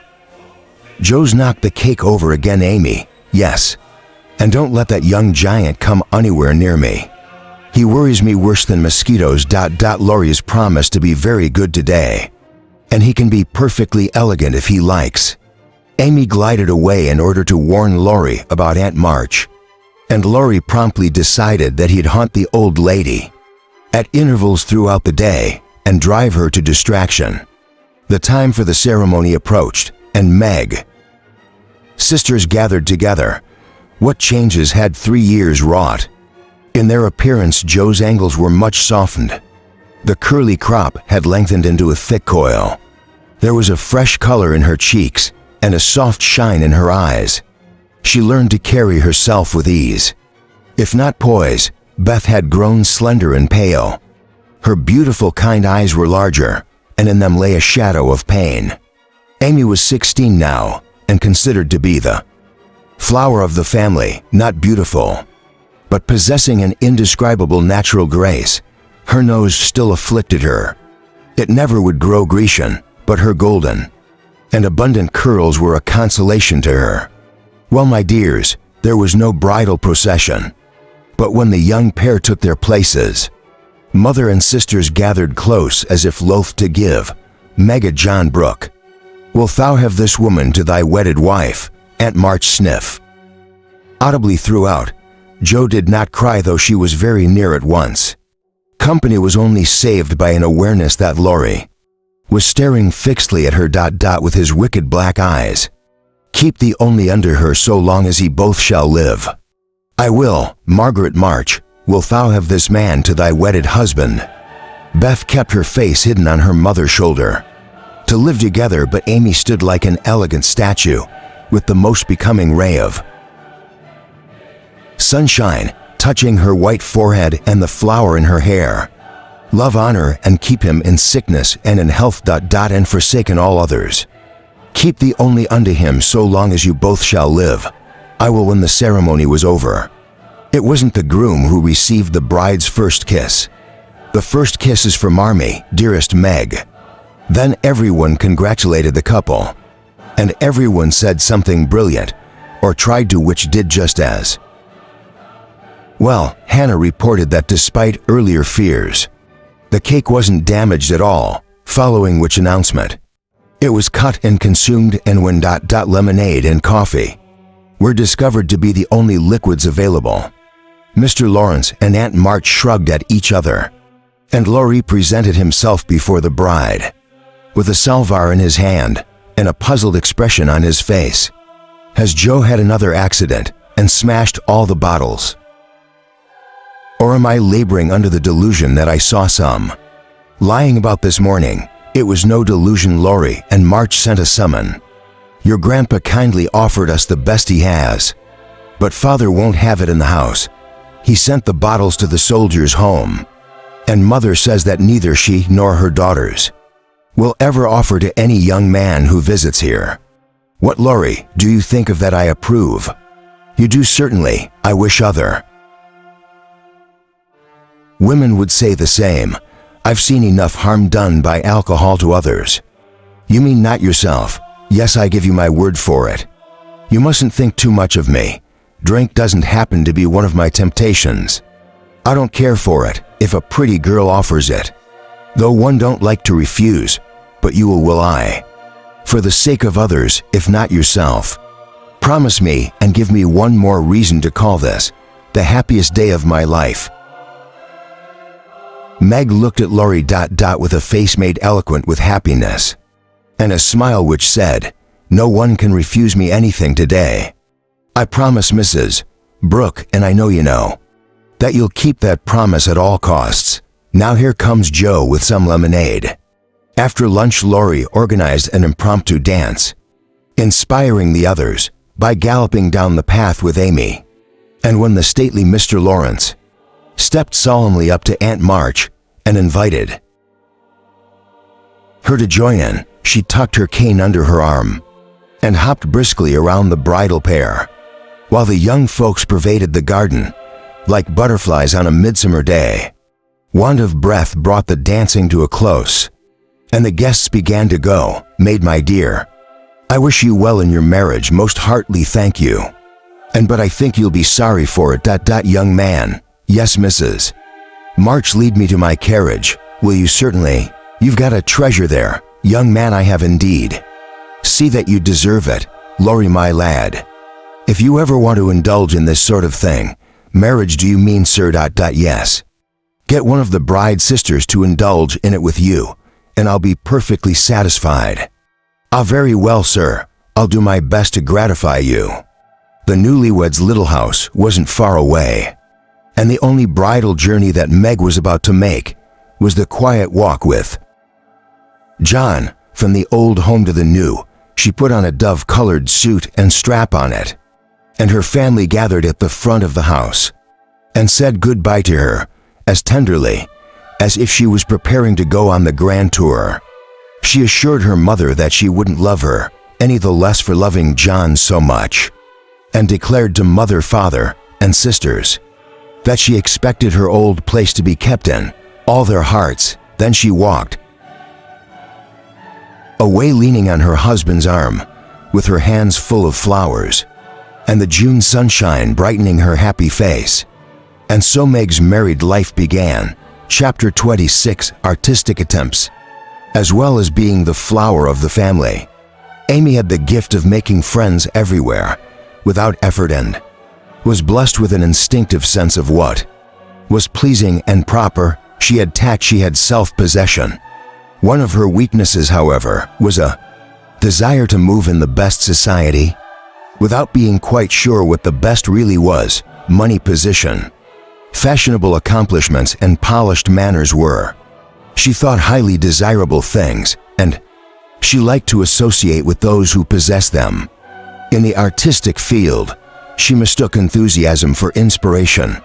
She'd moved from her mud pie phase to clumsy oil painting and charcoal portraits. Her representations of the March family hung in a row in the parlor looked as wild and smudgy as if they'd just been evoked from a coal bin. Experiments with plaster had resulted in an unfortunate attempt to cast her own foot, and Amy then experienced an enthusiasm for sketching from nature, which required her to haunt river, field, and wood for picturesque studies, and to sigh for the lack of runes. In consequence of this mania, she caught endless colds from sitting on damp ground. She also enrolled in a drawing class. I want to ask a favor of you, Mama. Well, my swan, what is it? Our class breaks up next week, and before the girls go off for the summer, I want to ask them out here. They'd really love to see the river, sketch the broken bridge, and such like that. They admire in my book. They've been very kind to me in many ways, and I'm grateful. They're all rich, and they know that I'm Poorer, but it's never made any difference to them.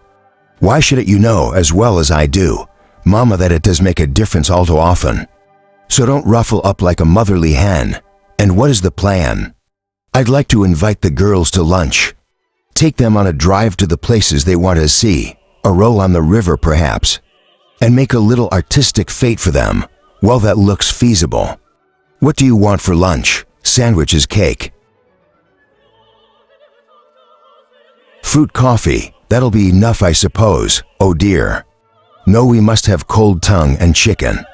And French chocolate and ice cream. It's what the girls are used to. And I want my lunch to be the right sort of lunch. Elegant. How many young ladies are there? 14. 14, you have to charter an omnibus, Mother. How can you think of such a thing? I don't suppose more than 6 or 8 will come. So I'll borrow Mr. Lawrence's share a bang and hire a beach wagon. Well, this will be expensive, not very. I've calculated the cost and I'll pay for it myself. Oh, don't you think, dear, that as the girls are used to what's more expensive, and the best that we can manage will be nothing new to them.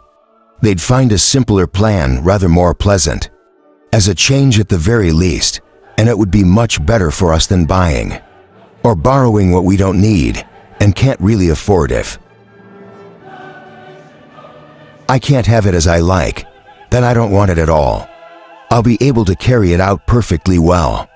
If the family helps me a little, and I don't see why I shouldn't. If I'm willing to pay for it. Mrs. March knew that experience. Was an excellent teacher where possible.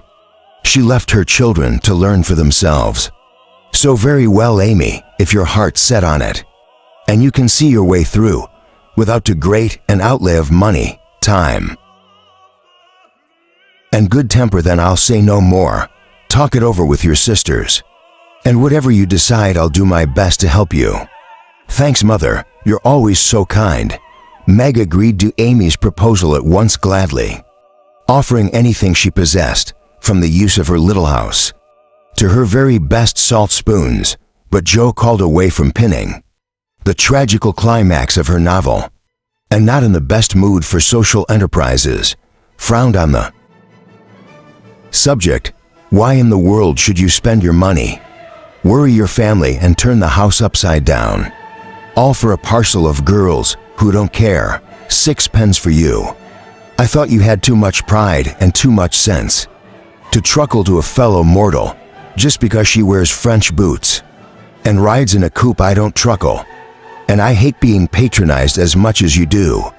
The girls care about me, and I care about them. And there's a great deal of kindness and sense and talent among them. You don't bother to make people like you. You don't want to go into good society and cultivate your manners and tastes. I do. And I mean to make the most of every chance that comes. You can go around with your elbows out and your nose in the air, and you can call it independence if you like, but that's not my way. Elbows out and nose in the air equals independence. Does it? I must remember that. Oh, Amy, much against her will, Jo at length consented to help her sister, even though she regarded the business as nonsensical. Monday was set apart for the grand event, and Amy's motto nil desperandum was severely tested. Hannah was put out of humor because her weekly routine was disturbed, and her cooking didn't turn out well.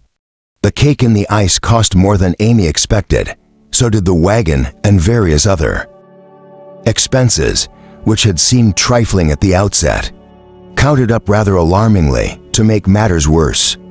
Beth caught a cold and took to her bed. Meg had an unusual number of callers and was kept at home. Jo was in such a divided state of mind that the number of her breakages and mistakes were uncommonly numerous and trying, and as for the weather, it was uncertain, well, impossible to say how. Amy, it's hardly my fault if it's going to rain. Why won't it do it properly? Amy's young ladies had been informed that if the weather wasn't fine on Monday, they were to come on the Tuesday, an arrangement which both Hannah and Jo found exasperating. It drizzled a little, shone a little, and didn't make up its mind. until it was too late for anyone to make up theirs. Amy had been up at dawn, hustling people out of their beds and through their breakfast so that the house could be got in order. The parlor struck Amy as particularly shabby, but Amy arranged chairs over the worn places in the carpet, put pictures over the stains on the walls, and filled up empty spaces with homemade statuary, which gave an artistic air to the room. At 11 o'clock, there we are. They won't come now, nor did they. The shower was sufficient to quench the enthusiasm of the young ladies, and a few hours later, with the sun blazing through the window, the March family, still exhausted from its labors, sat down to consume the perishable portions of the feast. The following morning, the sun shone again, and Amy was up briskly enough, but in her secret soul, she wished that she'd said nothing about Tuesday, for her interest in the enterprise, like the cake, was getting a little stale. "I didn't buy any lobsters, I'm afraid." "Oh, they use the chicken then." "But the chicken will be tough." "That won't matter, dear. Not in a salad, you can't use the chicken." Hannah left it on the table, and the kittens have been at it. "Oh, in that case, yes, in that case, I must have a lobster. Shall I rush into town and demand one?" "No, you bring it home unwrapped under your arm. Just to vax me, I'll go myself." She went. The object of her desire was procured, along with a bottle of salad dressing, to prevent further loss of time at home, and Amy was soon heading back on an omnibus. There was only one other passenger, a sleepy old woman. Amy beguiled the tedium of the journey by trying to work out where all her money had gone, and so busy was she with for factory figures that she failed to notice a newcomer who got on the omnibus as it moved. "Good morning, Miss March." "Oh, good morning." This person's name was Tudor. He was one of Laurie's most elegant college friends. "How are you?" "I'm very well." "How, I wonder, are you young?" Tudor was about to reply when the old woman, having shaken off her slumbers, stumbled towards the door and overturned Amy's basket. Oh, horror! The lobster, and all its vulgar size and brilliancy, was revealed to the high-born eyes of a Tudor. "By Jove, she's forgotten her dinner." "Excuse me." He pushed the scarlet monster into its place with his cane, picked up the basket, and prepared to hand it to the old woman. "No, no, please, it's mine." "Oh, really? I do beg your pardon. Uncommonly fine creature, isn't he?" Amy's face was almost as red as the uncommonly fine creature, but she recovered herself quickly and set her basket boldly on the seat next to her. "He's going to help me make a salad, and a host of charming young ladies are going to eat it." This was clever. Curiosity about the charming young ladies served to divert Tudor's mind from the comical mishap.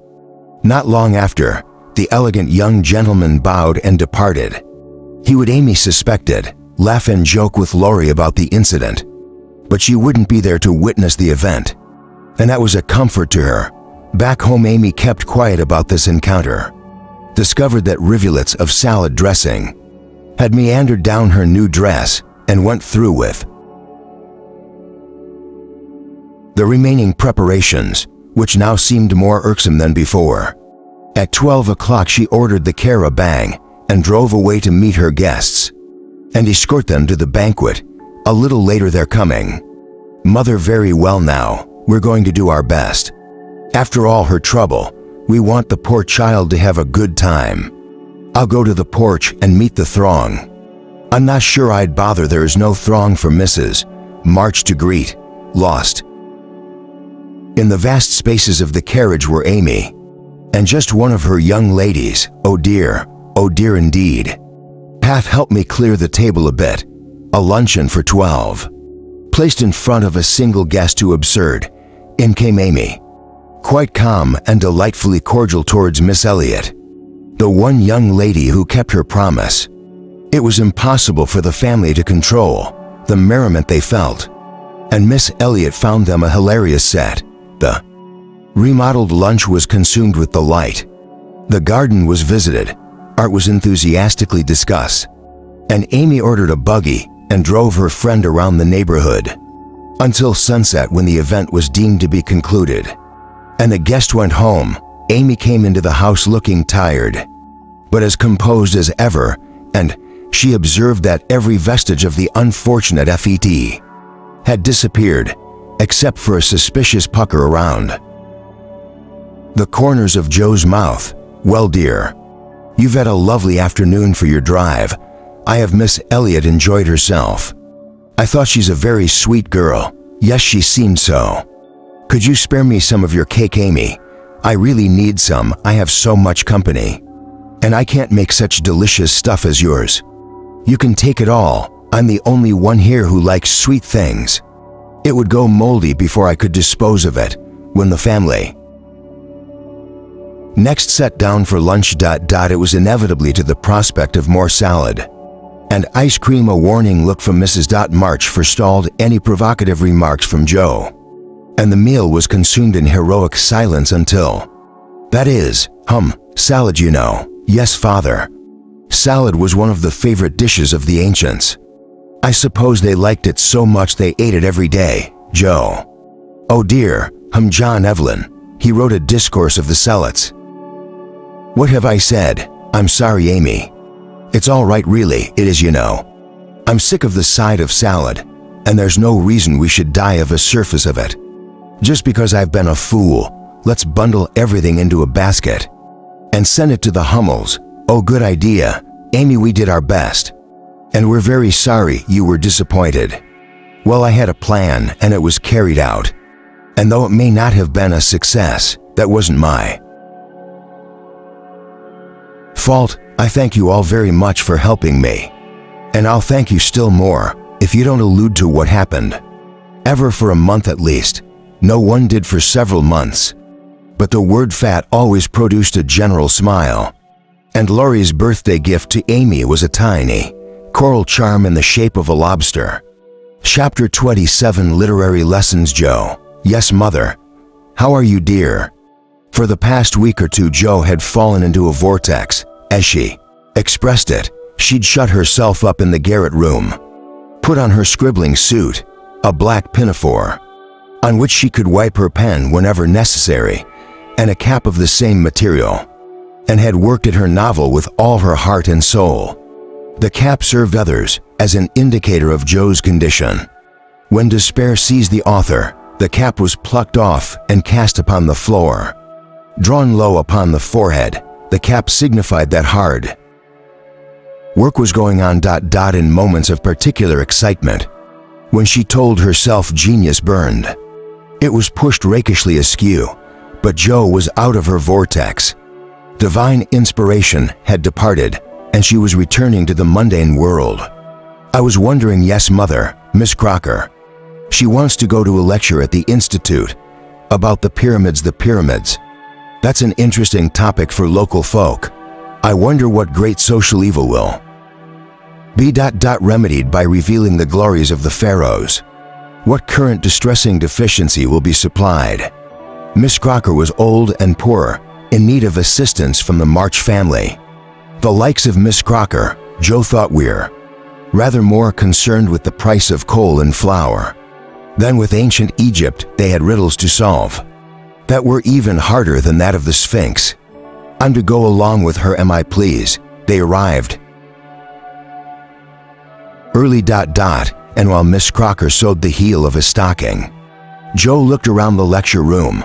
On her left, two matronly persons with massive foreheads and bonnets to match beyond them, a pair of humble lovers, heartlessly holding each other by the hand. A somber spinster eating peppermints out of a paper bag. An old gentleman taking a preparatory nap behind a yellow bandana.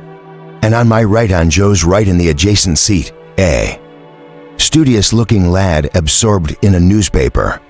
The open page contained illustrations, and Joe examined the artistic work that was nearest to her and pondered as to what unfortuitous, melodramatic concatenation of circumstances required.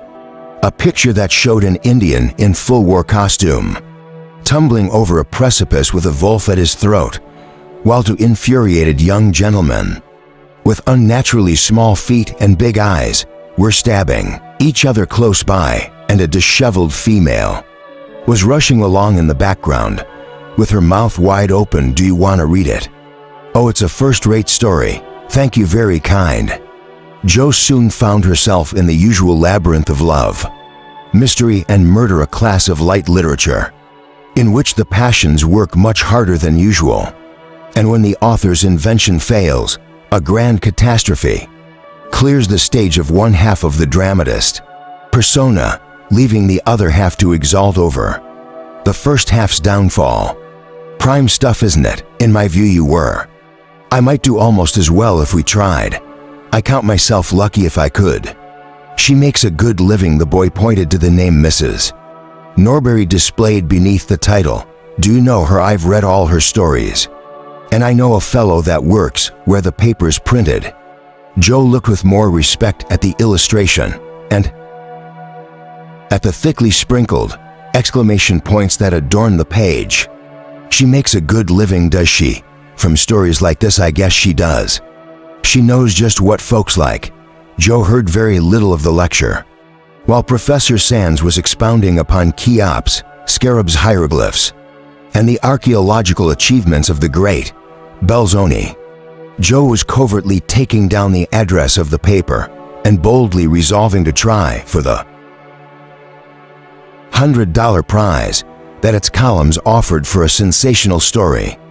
By the time the lecture had ended and the meager audience had woken up, Jo had built up a splendid fortune for herself and was already deep in the concoction of her tale. She said nothing of the plan at home, but fell to work the next day. The question is, should the duel come before the elopement or after the murder? Jo had never attempted this motive writing before. For the Spread Eagle, she contented herself with very mild romances, but her theatrical experience and her miscellaneous reading were of some service to her. And should Lisbon be the location, or Saragossa or Seville, she made the narrative as full of desperation and despair as her limited acquaintance with these uncomfortable emotions allowed her. Lisbon I wind up with an earthquake, and in quick time the story was completed, and it was privately dispatched, along with a note which modestly affirmed that if she didn't win the prize, which she hardly dared expect, the writer would be very glad to receive any sum that was considered appropriate. 6 weeks she waited. 6 weeks is a long time to wait. It's an even longer time for a girl to keep a secret. Jo was beginning to give up hope when a letter arrived, which she took up to the garret. Well, now it's arrived, Jo. You must read it. And as she opened the letter, Christopher Columbus, a check fell into her lap. $100. $100. She stared at the check, stared at it with shock and amazement, as if it had been a venomous snake. Then read the letter. A letter of enthusiasm and encouragement. A letter which Jo valued more than the money. He likes it. He wants to publish it. It's only a sensational story, but he likes it. Listen. Everyone, we're all here and we're all listening. What happened? I've won a prize. What for my writing? Of course I wrote a story and I've won a prize. Show how much. $100. Oh, good heavens. That's not the best part. Oh, yes it is. What will you do with such a fortune? Send Beth and Mother to the seaside for a month or two. No, I couldn't. Beth motioned away the check, which Jo was waving in front of her. It would be too selfish. No, it wouldn't, because it's what I want. I've already set my heart on it. I never get on if I just think of myself. So it'll help me when I read another tale. Besides, Marmee needs a change, don't you, Marmee? Well, and she won't leave you, Beth, so you have to go. Won't it be fun to see you come home? Plumping Rosie again. Hurrah for Dr. Jo, who always cures her patients. To the seaside when Beth and her mother, and while they were there, Jo's story appeared in the paper and was read in turn by Amy, by Meg, and by Mr. March. Yes, Father, the language, you've managed it well enough. It the element of romance is, what shall we say, fresh and hearty. and the tragedy is quite thrilling. Thank you, of course, Joe. Yes. You can do better than this. Yes, I hope I can. Aim high, Joe. Aim high and never mind the money. Though Beth didn't come home as plump and rosy as could be desired, she was much better, and Mrs. March, for her part, declared that she felt 10 years younger, so Joe was satisfied with the investment of her prize money and worked with a cheery spirit, intent on earning more of those delightful checks and becoming a power in the house, which she did. The Duke's daughter paid the butcher's bill. A phantom hand put down a new carpet. And the curse of the Coventrys proved to be a blessing. In the way of groceries and gowns, Joe found satisfaction and comfort in the knowledge that she could supply her own wants and help others. She was encouraged too by the fact that, though little notice was taken of her stories, they found a market. The novel, therefore, was brought out, was read to family and friends, was sent off to 3 publishers, one of whom accepted it, on condition that Joe cut it down by 1/3 and omit all the parts she particularly admired. So that's my choice. I must either leave it to mold away, pay to print it myself, or chop it up to suit Mr. Allen and get what I can for it. Fame is a fine thing, but cash is more convenient. Don't spoil your book. Well, that's my advice. There's more in it than you know, and the idea is well worked out. Let it wait, let it ripen. On the other hand, my dear Joe might benefit more by having the book published and read and criticized. Its false disgust and its merits. It would help her to do better next time. Yes, I've been fussing over the thing for so long. I don't know whether it's good, bad, or indifferent. I'd find it so useful to have cool, impartial judgments. Well, my view, not impartial, of course, is that you shouldn't remove a single word. You'll spoil it if you do. The interest of the story is more in the minds of the characters. Than their actions. It will all be a muddle if you don't explain as you go along. But Mr. Allen says leave out the explanations. Make things brief and dramatic. Let the characters tell the story, not the writer do what he says. Joe, he knows what will sell. We don't make a good, popular book and get as much money as you can. That's what I say. When you've got a name for yourself, you can write how you like to. Right, you can digress a bit. Have more philosophical people in your novels. Metaphysical types, no. If there's philosophy and metaphysics in the writing, so much the better comes from father, I'm sure. Beth, what's your view? I should very much like to see it published soon. Beth smiled as she spoke, but there was a wistful look in her eyes that chilled Joe's heart with a foreboding fear, and it made her decide it would be soon, not later. With Spartan firmness, the young author laid her firstborn on the table and chopped it up, and further alterations were made in an attempt to suit various opinions in the family, which succeeded in pleasing no one. But the novel was published, and Joe received $300 for it, and plenty of praise and plenty of blame. You said that criticism would help me, Mother. But how can it when it's so contradictory? I don't know whether I've written a work of some promise, or I've broken all the 10 commandments. One reviewer says it's full of truth and beauty, another that it's morbid and unnatural. Some make fun of it. Others insist that I had a deep theory to expound, when I didn't. I suppose, my dear, that you must try and decide whose opinion you value, who has sound judgment, and you must try to listen to such people and ignore the rest in the process. No doubt you'll receive a buffeting and wonder why you've attracted so much fuss and bother when you meant so well.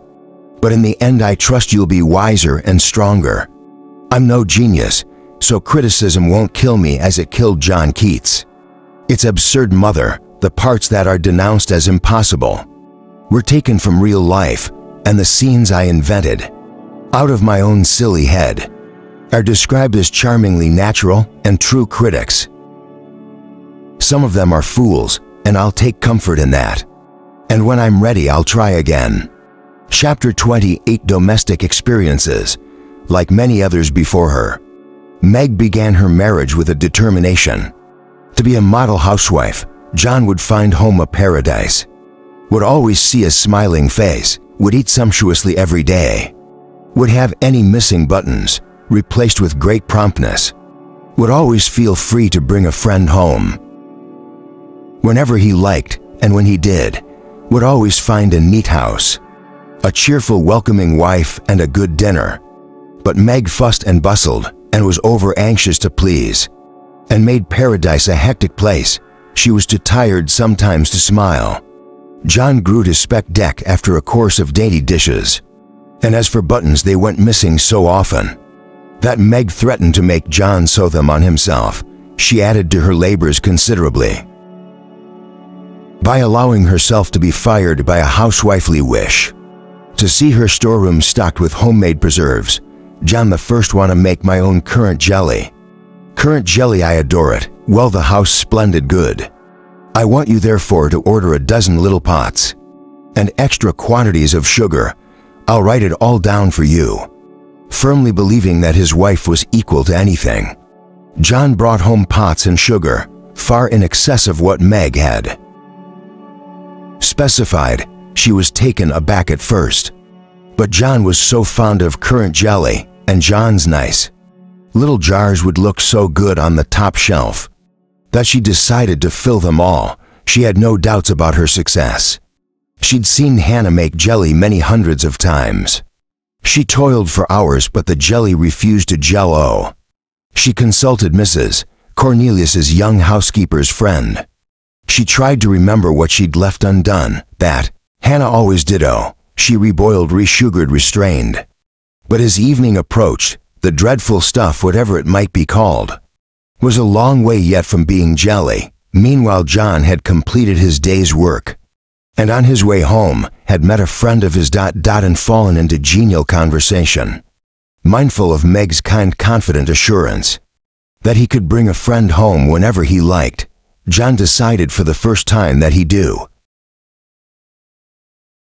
So, look, why don't you come and have dinner? That's very kind, but Meg would be delighted. I'm sure the house so well. It isn't the palace, but the food's good. John had forgotten about jelly making. He only remembered that a handsomer past had been talked of that morning, and was happy in the thought that it would be served promptly. You have an appetite, I trust. Oh yes. That's hungry as a hunter, ha. Excellent, that's decided. Then as John conducted his friend towards the house, he indulged in pleasant anticipations of their arrival, the charming effect that would be produced when his pretty wife, seated decorously on the porch, sprang up and came running out to meet him, and a grief with pleasure and charm. The unexpected guest, here we are. Oh, the door's closed. Locked, that's strange. Gone out. Has she Don't know. Step into the garden, would you? Oh, while I try round the back. Led by a pungent smell of burnt sugar, John hurried to the kitchen, where various pans containing various editions of would-be jelly sat upon the stove and the floor. My dear girl, heavens above. Oh, John, I'm so tired, so hot, so cross. Oh, help me please. I'll do what I can. What's happened? The jelly won't show, and I don't know what to do. Oh, Meg, is that all? Yes, that's all. Fling it out of the window, and don't bother any more about it. I'll buy you quarts of jelly if it's wanted. But let's not have hysterics. Listen, Meg, I've brought Jack Scott home for dinner. What, you said you wouldn't mind at all? Yes, John, but to decide to ask him on the very day when you knew I was making jelly. Hush, he's in the garden, Meg. I forgot he can't come to dinner. There's no dinner, nothing. I sent home some beef and potatoes. I know, and you promised a pudding. Yes, but I haven't had time. I've been too busy. Meg, don't cry, please. It's not a disaster, oh, is it not? We'll manage. If you could just knock us up something to eat. Doesn't matter what it is. A cold meat, bread and cheese. We won't ask for currant jelly. This last comment was intended as a good-natured joke. But Meg considered it to be a jibe. of unnecessary cruelty since it's not a disaster. You can manage the situation yourself. I'm too tired to knock up something to eat. And it's just like a man, isn't it? To propose a hideous bone and a slice of bread. Tell your friend that I've gone away. Or I'm sick or I'm dead, anything. I refuse to see him. The two of you can laugh at me and my jelly as much as you like. I'll be in my room. She left. John invited his friend indoors and carried the situation off as an amusing joke. He was angry with Meg, judging that she deserted him in his hour of need. But he disguised his feelings, excused his wife as well as he could, and created an impromptu meal. Jack Scott found it so enjoyable, and John so hospitable that he promised to come again. When Megan finished feeling sorry for herself in her room, she discovered that John and his friend had departed, leaving traces of their promiscuous meal, which filled her with horror. She resolved, however, to be very calm when her husband returned, calm and kind but firm. Show him what I expect of him in the future. John returned. He strolled out with Jack Scott, and he was in a generous mood. Meg was in the wrong, of course, but she was young and he must be patient and teach her. He would be calm and kind, but firm. Well, my dear, a new moon's on the way. I've no objection. Jack Scott sends his regards, does he? John unfolded his newspaper and, figuratively speaking, wrapped himself in it. Meg sewed as if the work in hand was a great necessity. Each of them looked calm but firm. Each felt desperately uncomfortable. Meg remembered her mother's words about John Brooke, that he had his faults, his particularities at least, and that Meg should learn to bear with them, remembering that she had her own. If they argued and if they were both to blame, she should be the first to ask for pardon. Meg glanced at John with tears in her eyes. She wanted to say forgive me, but the words failed to come. Still, she thought if she couldn't say the words, she should make the first move. She should have nothing to reproach herself with. She got up, went over to him and kissed him on the forehead. Sean, dearest Meg, forgive me. It was too bad of me to laugh at you. I'll never mention jelly pots again, but he did, of course, and laughed at the recollection, and so did Meg many hundreds of times. And she invited Mr. Scott to dinner, and everything went off so charmingly that Mr. Scott, who had not yet succumbed to marriage, told his friend what a fortunate fellow he was. In the autumn, though, new trials came to Meg. She began to feel lonely during the long hours when John was away, and she renewed her friendship with Sally Moffat, got into the way of gadding and gossiping with her, and pitying herself because she was without the pretty things that Sally had, and didn't want Sally to think that. Her friend needed to scream, $5 I won't need any more. John worked as an underbookkeeper, and Meg knew how little he earned, and she loved to feel that he trusted her with his money. Till now she'd been prudent and precise, and had kept her accounts neatly, but she began to take money from the pocketbook. They called the bank. She began to buy those pretty things she coveted, and when she added up her accounts, the total rather scared her. And then at Sally's urging, she purchased a lovely violet shimmering silk, which was a bargain at $50. The shopman assured her, but which when she got back home, looked less shimmering now and wouldn't, she decided, suit her after all. Now, dear Meg, it's the end of another month. Time for the grand reckoning. Yes, for the first time in her married life, Meg was afraid of her husband. The kind brown eyes looked as if they could be stern, and she imagined that he'd found her out already, and that he knew at the very least. Bet there were no dollar bills in the pocketbook. House bills, all paid good. And the books seem to be in order. I think they are, but you haven't seen my own expense book yet. Show me it if you must, Meg. Though I can seldom understand what the items are. Very well. I must tell you I'm ashamed. I've been dreadfully extravagant lately. and Sally Moff had advised me to make the purchase. So I did, and in New Year's, Aunt March usually gives $25. So there isn't long to wait for that ... but I was sorry as soon as I done it. I knew you'd think it wrong of me ... Another pair of boots, is it? I won't beat you, my dear. I'm rather proud of my wife's feet. $910 worth every cent. It's not boots. It's for a dress. Ah well, I don't know that $50 is that much for a dress. Not with all the fur belows and whatever. It isn't made yet. 20 yards of silk seems a lot, just to cover one small woman. But I'm sure when the dress is made, that she look very fine in it. As fine as Ned Moffat's wife, your Angry John. And I'm sorry, I don't mean to waste your money. All those little things that I bought as well. I didn't think they add up so, and at the time I couldn't resist them. I try to be contented, but it's hard, you know, and I'm tired of being poor. Yes. Yes, of course you are, and it's a great pity I don't earn more. But I do my best, oh John. My dear kind, hard-working boy, I didn't mean it. Don't know how I could have said such a thing, so unkind and ungrateful. Forgive me. He forgave her, but Meg couldn't forgive herself. For she promised to love him for better, for worse, and she knew also that he wouldn't quickly forget what she'd done and said. The worst of it was that he didn't utter a single reproach, but went quietly on as if nothing had happened, except that he stayed later in town. Worked at night when Meg was crying herself to sleep. The discovery that John had countermanded his order for a new greatcoat reduced her to a state of despair. When she asked about the coat, he simply replied, I can't afford it.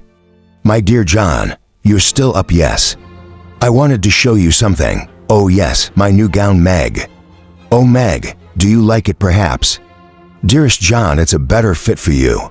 The new gown was the greatcoat, which John had decided he was too poor to afford. How on earth, Meg, you didn't borrow the money? No, I was given it by Sally in return for the silk I bought. I went to her and confessed my foolishness, and she was good-natured enough to hand over $50. Oh Nick, now let me see you wearing it henceforth. John came back home at a regular hour, and his wife stopped her gadding about, and the two of them were happy. The little house became a home, and the months rolled by. The cherished greatcoat was put away for a while, and at midsummer there came to Meg a new experience, the deepest and tenderest of a woman's life.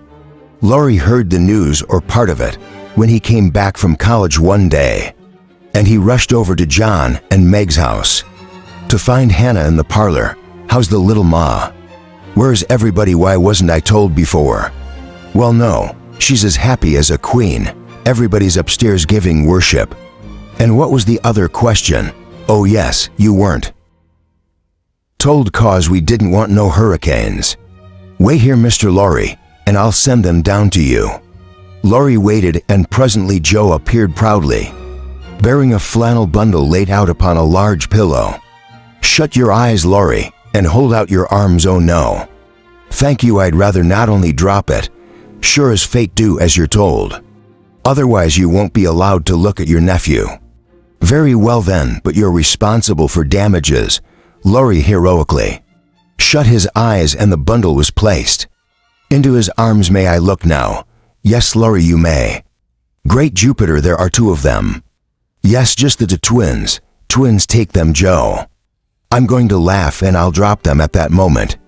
John arrived from upstairs and rescued the babies, and he marched up and down with an infant on each arm, as if already initiated into the mysteries of baby minding. Ha ha ha, twins, it's the best joke of the season. Isn't it? I was never more staggered in my life. Congratulations, sir. Thank you. Let's have another look at them. What are they? One boy, one girl. Aren't they beauties? They're the most remarkable children I ever saw. Which is which, Amy? Put a ribbon on each, blue and pink. See, now you'll always know. Kiss the monkey, Laurie. They might like it, of course they will. They've gotten very used to kisses now. Do it, Laurie. This minute, very. Well, there, I knew it. The boy objects. Look at him hitting out with his fists. Listen, young Brooke, picking a fellow of your own size. Will you do they have names? The fighter's to be called John Lawrence. Very good. And the girl is Margaret after mother and grandmother. Daisy to avoid any confusion, and to avoid confusion between father and son. This little one might be Jack or Demi. John Demi for short. Demi, oh yes, Demi, and Daisy Bravo. Chapter 29 Calls Come Joe.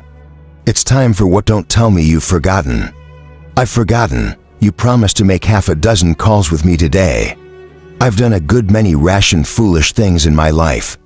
But I don't think I was ever mad enough, Amy, to say that I'd make 6 calls in one day. Just one upsets me enough. You did promise it was a bargain between us. I was to finish the crayon of Beth for you, and you were too. Help me return our neighbor's visits. Yes, Amy, but only if the weather was fair. Look, there's a pile of clouds in the east, and I think I smell thunder. Therefore I don't go like Shylock. I stand to the letter of the bond. Now that's shirking. It's a lovely day. No prospect of rain. You pride yourself on keeping promises. So be honorable and do your duty, and I'll leave you in peace. For another 6 months, Joe had been absorbed in some dressmaking. She was as proficient with the needle as she was with the pen, and she found it particularly provoking to have to abandon the task before its completion and go out on a warm July day to make formal calls. She hated such calls and never made them, until Amy cornered her with a bargain, bribe or promise. In the present instance, there was no escape.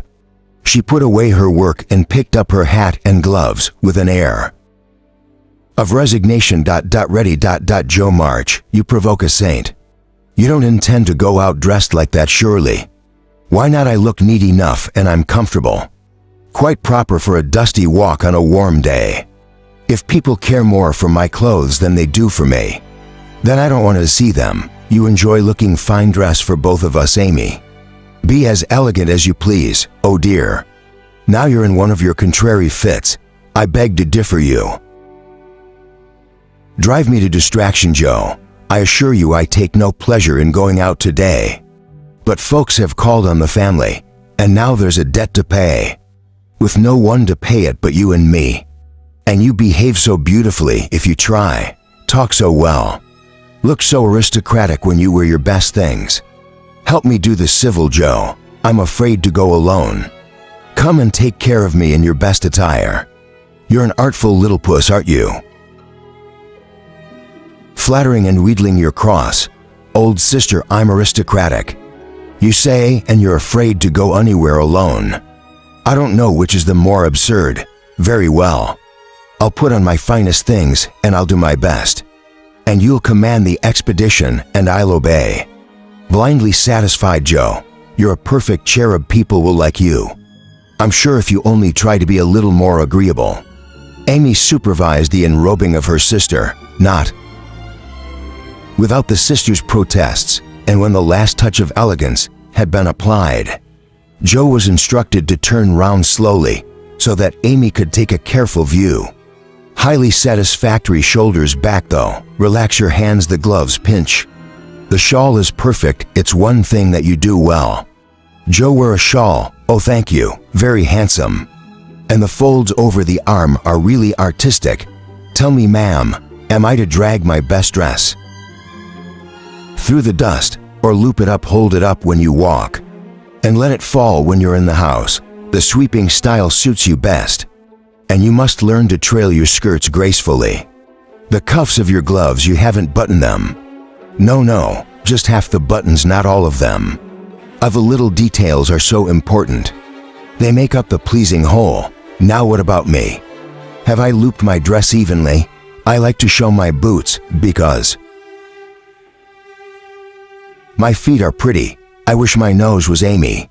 You're a thing of beauty and a joy forever. Listen carefully. I'm listening. The Chesters consider themselves to be very fine people, so I want you to put on your best deportment. Don't make any of your abrupt remarks, will you, or do anything odd. Just be calm and quiet. It's safe and ladylike. You can easily do it for 15 minutes. Do you know, I think I can. I've played the part of a prim young lady on the stage, so I'm confident I can bring it off. My powers are great, as you shall see. Rest easy in your mind, my child. I shall be calm and quiet." Amy looked relieved. But naughty Joe had taken her at her word, and during the visit to the Chester, she sat with every limb gracefully composed, every fold correctly draped, calm as a summer sea and as enigmatic as a sphinx. It was in vain that the Chester mother alluded, hopefully, to Joe's charming novel, and when the Chester daughters introduced parties, picnics, the opera, and fashions as potential topics, every attempt was answered with a smile, an inclination of the head, and a chilly yes or no. Amy telegraphed the word talk to her, and administered covert pokes with her foot, but in vain. Joe sat as if blandly unconscious of it all. Like Tennyson's Maud, she was easily regular, splendidly null. "Did you hear her as we went out? Who may her name is? What a hottie. Uninteresting creature," she said, referring, I assumed, me. "I wanted you to be dignified and composed, and you turned yourself into a block of granite. The lambs are next, so try and be sociable. Gossip as other girls do gossip, yes. Be interested in dress and flirtations. And whatever nonsense comes up, the lambs move in the best society, and are valuable persons for us to know, so it's important to make a good impression. Very well, I'll be sociable. I'll gossip and giggle. I'll have horrors and raptures over any trifle you like. I know I'll take Miss Chester as my model. In fact, I'll improve on her. Just see if the lambs don't say what a lively, charming creature that Joe Marsh's." Amy felt anxious, as well she might, for whenever Joe turned freakish, there was no knowing where she'd stop into the lamb's drawing room. Joe skimmed. She kissed all the young ladies with effusion, beamed graciously upon the young gentlemen, and joined in the chat with great spirit and volubility. Amy was taken possession of by Mrs. Lamb and obliged to hear a long account of Lucretia's most recent ailment, so she was powerless to keep the mischievous Joe in check. It was Amy who was the chief subject of Joe's loquaciousness. Oh yes, she used to practice on an old saddle in a tree, and now she rides anything. Anything she don't know what fear is. I often tell her that if all else fails, she could be a horse breaker and get a living from it. Amy contained herself with difficulty. The impression being given was that she was a rather physical, bold young lady, and Amy didn't want that at all. Oh yes, and on one particular day, I recall, Amy was in absolute despair because of the 3 horses that remained. One was lame, one was blind, and the other so stubborn that she had to put dirt in his mouth before he'd get going. Amy grew red and uncomfortable, even more so when one of the young ladies asked Joe where she bought her hat, which possessed such a pleasing color, and Joe responded with unnecessary frankness, "Ah no, let me be clear, Amy painted it. You can't buy hats with shades as soft as this. Amy paints ours any color we like. It's a great comfort to have an artistic sister. There's nothing the child can't do." She wanted a pair of blue boots for Sally's party, so she painted her soiled white ones the loveliest shade of sky blue you ever saw. They look exactly like satin. Finally, Joe was complimented on a story of hers, which had a bad effect on her, as any reference to her literary efforts was likely to do. "I'm sorry, you could find nothing better to read. It's rubbish. I write that stuff because it sells, and because ordinary people like it." Amy, yes, we must go. Goodbye. Everyone do come and see us. We're pining for a visit. I did well, didn't I? Nothing could have been worse. What possessed you to tell all those stories about my saddle and the hats and boots and all the rest? It amuses people. They know we're poor, so it's no use pretending that we employ grooms or buy 3 or 4 hats every season and have things as fine and easy as they do. That doesn't mean you have to tell them everything. Expose our poverty in quite that blatant way. You haven't a bit of proper pride, have you? You can never learn when to say something. Something suitable, that is, and when to hold your tongue. Oh, sorry. Where to now, the Sinclairs? And how am I to behave with the Sinclairs? Do as you please, I wash my hands of you good. Then I'll enjoy myself, the boys will be at home. I expect, and I can do with a change. Elegance has a bad effect on my constitution. An enthusiastic welcome from 3 large boys, several pretty children, and a pointer and a poodle speedily soothed Joe's ruffled feelings, and leaving Amy to converse with the hostess and with Mr. Tudor, who also happened to be calling, Joe devoted herself to the young folks and the dogs. When one of the lads proposed a visit to the turtle tank, Joe went with an alacrity which caused the mama to smile upon her. After the turtle tank, Joe sat upon the lawn with an encampment of young people about her, and a dirty-footed hound reposing on the edge of her best dress, and she described to her enraptured audience a number of Laurie's more audacious pranks. Amy, meanwhile, was enjoying herself thoroughly. For Mr. Tudor's uncle had married an English woman who was third cousin to a living lord, and Amy, who possessed a reverence for titles and a sense of loyalty to kings, regarded Mr. Tudor and his family with great respect. But all struck though she was not forgetful of time. She summoned Joe from the degrading scene on the lawn, and the 2 sisters departed. Capital boys, I feel quite young and brisk again, I'm sure. Why do you always avoid Mr. Tudor? Don't like him, he puts on airs, worries his father, and don't speak respectfully of his mother. I don't consider him to be a desirable acquaintance, so I leave him alone. You might be civil to him. At least you're happy. I noticed to bow and smiled at Tommy Chamberlain, whose father keeps a grocery store. But for Mr. Tudor, it's nothing more than a cool nod. I don't respect or admire Mr. Tudor, even though his grandfather's uncle's nephew's niece was third cousin to a lord. Tommy Chamberlain may be poor, but he's a gentleman, he's good, and he's clever, and I think well of him. It's no use trying to argue with you. No use whatsoever, my dear. So let us look amiable. Next port of call, the King's. Your address I know. I blame Percy the poodle also. You have crumbs on your bonnet, and the smallest Sinclair was using it as a plate. Bend down a bit. Thank you.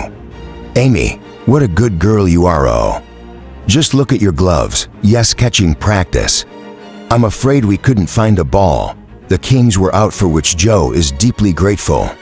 An attempt at house no. 5 was also unsuccessful. Aunt March was the last on Amy's list. Let's go home and forget about Aunt March today. No, Amy, we can run down and see her anytime. And it's a pity to trail through the dust and our best bibs and tuckers when we're tired and fractious. I'm not tired or fractious. And Aunt likes us to make a formal call. Come in some style. It's paying her a compliment. A small thing, but it gives her pleasure. As for your best bib and tucker, I don't believe a walk to Aunt March will do as much damage as dogs with dirty paws. Very well. I wish I found it as easy to do these small things as you seem to. They occur to me. But it takes too much time to achieve them, so I let them slip and wait for a chance to confer a big favor. But the small favors tell best in the end. I guess women, Joe, should learn to be agreeable. Poor women particularly. They have no other way of repaying the kindnesses they receive. I'm a crotchy creature, always shall be. I'm sure you're right about being agreeable. It's just that it's easier for me to risk my life for people than to be pleasant to them when I don't feel like it, having strong likes and dislikes. It's a great misfortune. It's a greater misfortune if you can't hide them. I don't approve of Tudor any more than you do. Do you not? But I don't feel required to tell him so. And nor should you. There's no point in making yourself disagreeable simply because he is. But I think that if girls disapprove of young men, they ought to show it. And how can they show it except by the way they behave? Preaching don't do any good. as I've learned to my sorrow from trying to manage Laurie. But I found that there are many little ways in which I can influence him without saying a word, and we should try it with others if we can. Laurie is a remarkable boy. He can't be taken as a typical example. If we were beauties or women of wealth and position, we might be able to achieve something perhaps, but frowning at one set of young gentlemen because we don't approve of them, and smiling on another because we do, that wouldn't have the slightest effect, except to give us a reputation for being odd and puritanical. So because we are not beautiful or millionaires, we must countenance people we detest. Must we? That's a nice sort of morality, Joe. I can't argue the case. I only know that it's the way of the world, and people who set themselves against it only get laughed at for their pains. I don't like reformers, and I hope you'll never try to be one. Oh, but I do like them ... and I'll be one if I can. The world may laugh at reformers, but it wouldn't manage without them. We can't agree about that. You belong to the old said. I belong to the new. You'll get on best, but I'll have the liveliest time of it. I think I'll rather enjoy the brickbats in the hooding, my parasol. You've left it behind. No, I haven't. Joe brought it out from behind her back. I'm afraid it became a little bespattered. We were poking turtles with it. At Aunt Marsh's they found that Aunt Carol was visiting, and that as they entered the drawing room, the two ladies were absorbed in a very interesting subject, which they immediately dropped with looks which betrayed that they've been talking about their nieces. Joe was not in a good humor, but Amy's frame of mind was perfectly angelic. As the two aunts quickly recognized, they endeared her most affectionately. Are you going to help with the fair, my dear? Yes. Aunt Mrs. Chester asked me if I would. I've offered to mind one of the tables. I won't be helping. Oh, the Chesters think it's a great favor to allow us to help with their highly prestigious fair, but I hate to be patronized. I'm surprised you agreed, Amy. They only want you to work. I'm willing to work. I think it's very kind of them to let me share the labor and the fun. Patronage don't trouble me when it's well meant. Quite right, my dear. I like your grateful spirit. Helping people who appreciate our effort is a pleasure. Some don't appreciate them, unfortunately, which is very trying. And March looked over her spectacles at Joe, who placed herself somewhat more rosily at a little distance from the others. If Joe had only known what at that moment was hanging in the balance, and how much happiness she might be jeopardizing, she'd have turned dove-like in a thrice. But as it was, I don't like favors. They oppress me, make me feel like a slave. I'd rather do everything for myself ... than be perfectly independent. I told you so ... mercifully. Unaware of the implications of what she'd done, Joe sat with her nose in the air and a revolutionary aspect which was far from inviting. Mrs. Carroll patted Amy's hand. Do you speak French, my dear? Pretty well, thanks to Aunt March. She lets Esther talk to me as often as I like. And what about you, Joe? How are you with foreign languages? Don't know a word, can't bear French ... So silly and slippery altogether. I'm very stupid about studying anything, really. You're quite strong and well now, I believe, my dear. Eyes don't trouble you anymore. Not at all. I'm very well, thank you, and mean to do great things next winter, so that I may be ready for Rome whenever that joyful time should arrive. Good girl, you deserve to go, and I'm sure you will someday. Crosspatch, draw the latch. Sit by the fire and spin. Polly, the parrot, bent down from his perch and peeped into Joe's face. Crosspatch, crosspatch, most observant bird, take a walk, my dear. Thank you. I will come, Amy, and Joe brought the visit to an end, feeling more strongly than ever that social calls had a bad effect on her constitution. She shook hands in a gentlemanly manner. Amy kissed both the aunts, and the two girls departed, leaving behind them an impression of shadow and sunshine. You better do it, Mary. I'll supply the money very well then. I shall if her father and mother consent. Chapter 30 Consequences. Mrs. Chester's fare was so elegant, so select that the young ladies of the neighborhood considered it a particular honor to be invited to take charge of a table. Amy's talent and taste were recognized with the offer of the art table, and she exerted herself to secure some appropriate contributions to it. But Joe, the haughty, uninteresting creature, was let severely alone. Everything went smoothly till the day before the fair opened. And the cause of the skirmish was a certain ill feeling between Maychester and Amy.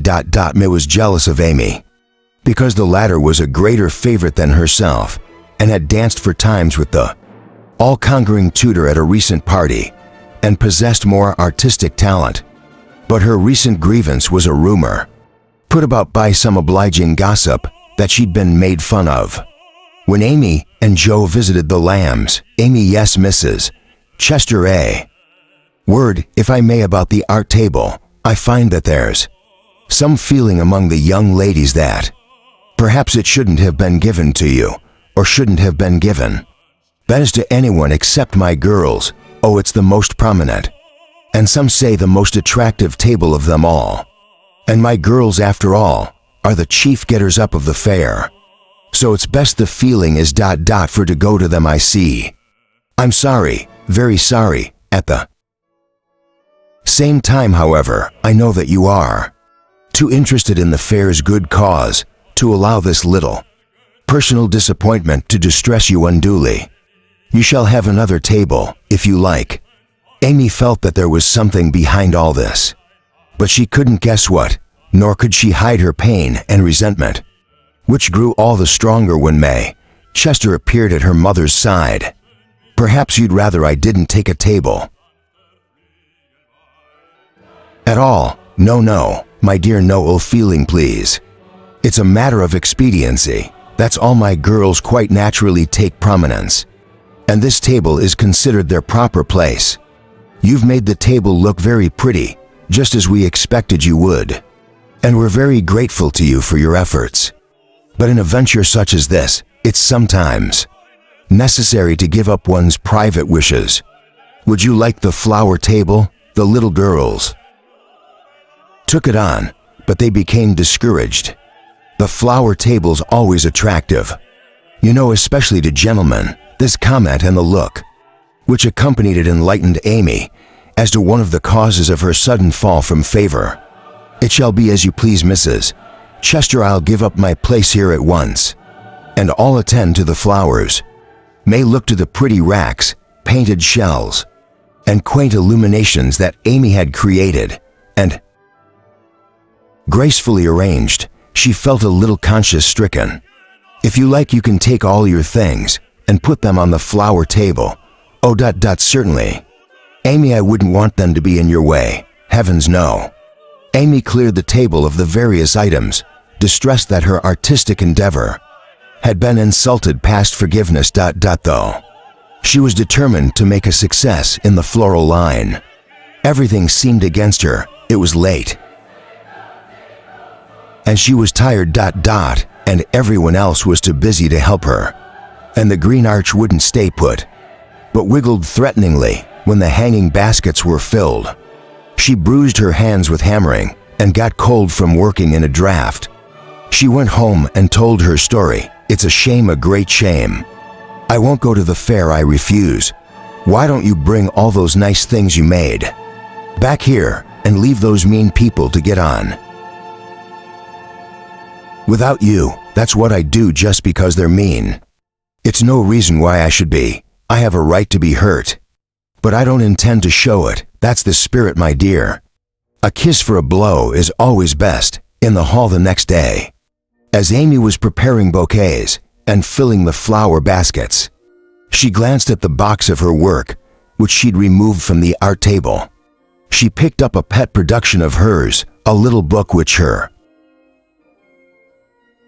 father had found, in which, on leaves of vellum, she'd added beautiful decorations to the text. She turned the pages with pardonable pride, and her eye fell upon a verse. which she'd framed in brilliant scroll work of scarlet, blue and gold with little spirits of goodwill among the thorns and blossoms. Helping one another up and down, she read the text. Thou shalt love thy neighbor as thyself. Love thy neighbor as thyself. I ought to. But I don't. She looked across at the art table.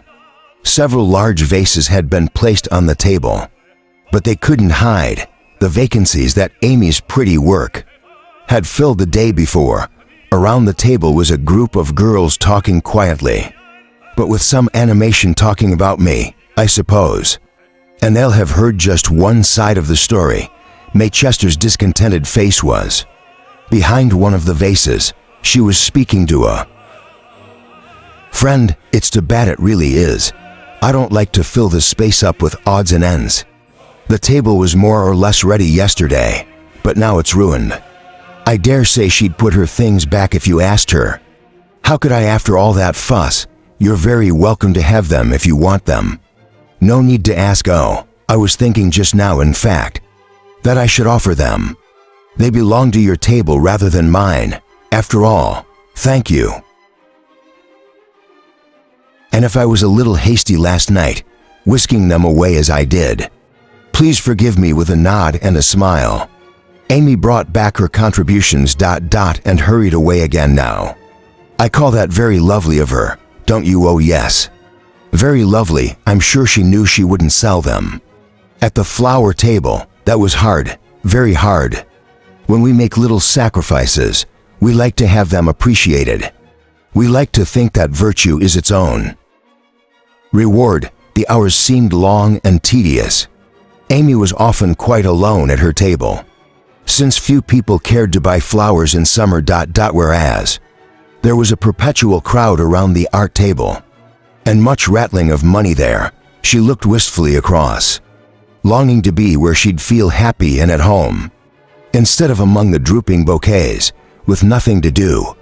When she returned home, she was pale and quiet, and the family knew that. The day must have been a hard one. Thank you, Mother. All I'm saying is that it isn't right. It isn't right at all, and measures must be taken. No, I won't have any fuss, Joe. And you're not to do anything rude. Let it pass and behave yourself. Oh, I will. I merely intend to make myself entrancingly agreeable to everyone I know, and keep them at the flower table tomorrow for as long as possible. And I'll get Laurie's help too. Of course, the following day, after Amy had left for the hall, hoping without much enthusiasm to find a reinforcement of flowers to refresh her poor little table. Is that my boy? It is. And this is my girl, though she's got herself up a bit. Our tricks with sisterly zeal. Joe described the great wrongs that had been done to Amy, and told him how she wished, as it were, to turn the tables. Gloria espoused the cause with warmth. A flock of our fellows will be driving over by and by. I'll be hanged if I don't make them buy every flower that Amy's got and camp down before her. Amy says that her flowers aren't at all nice, and that fresh ones may not arrive in time.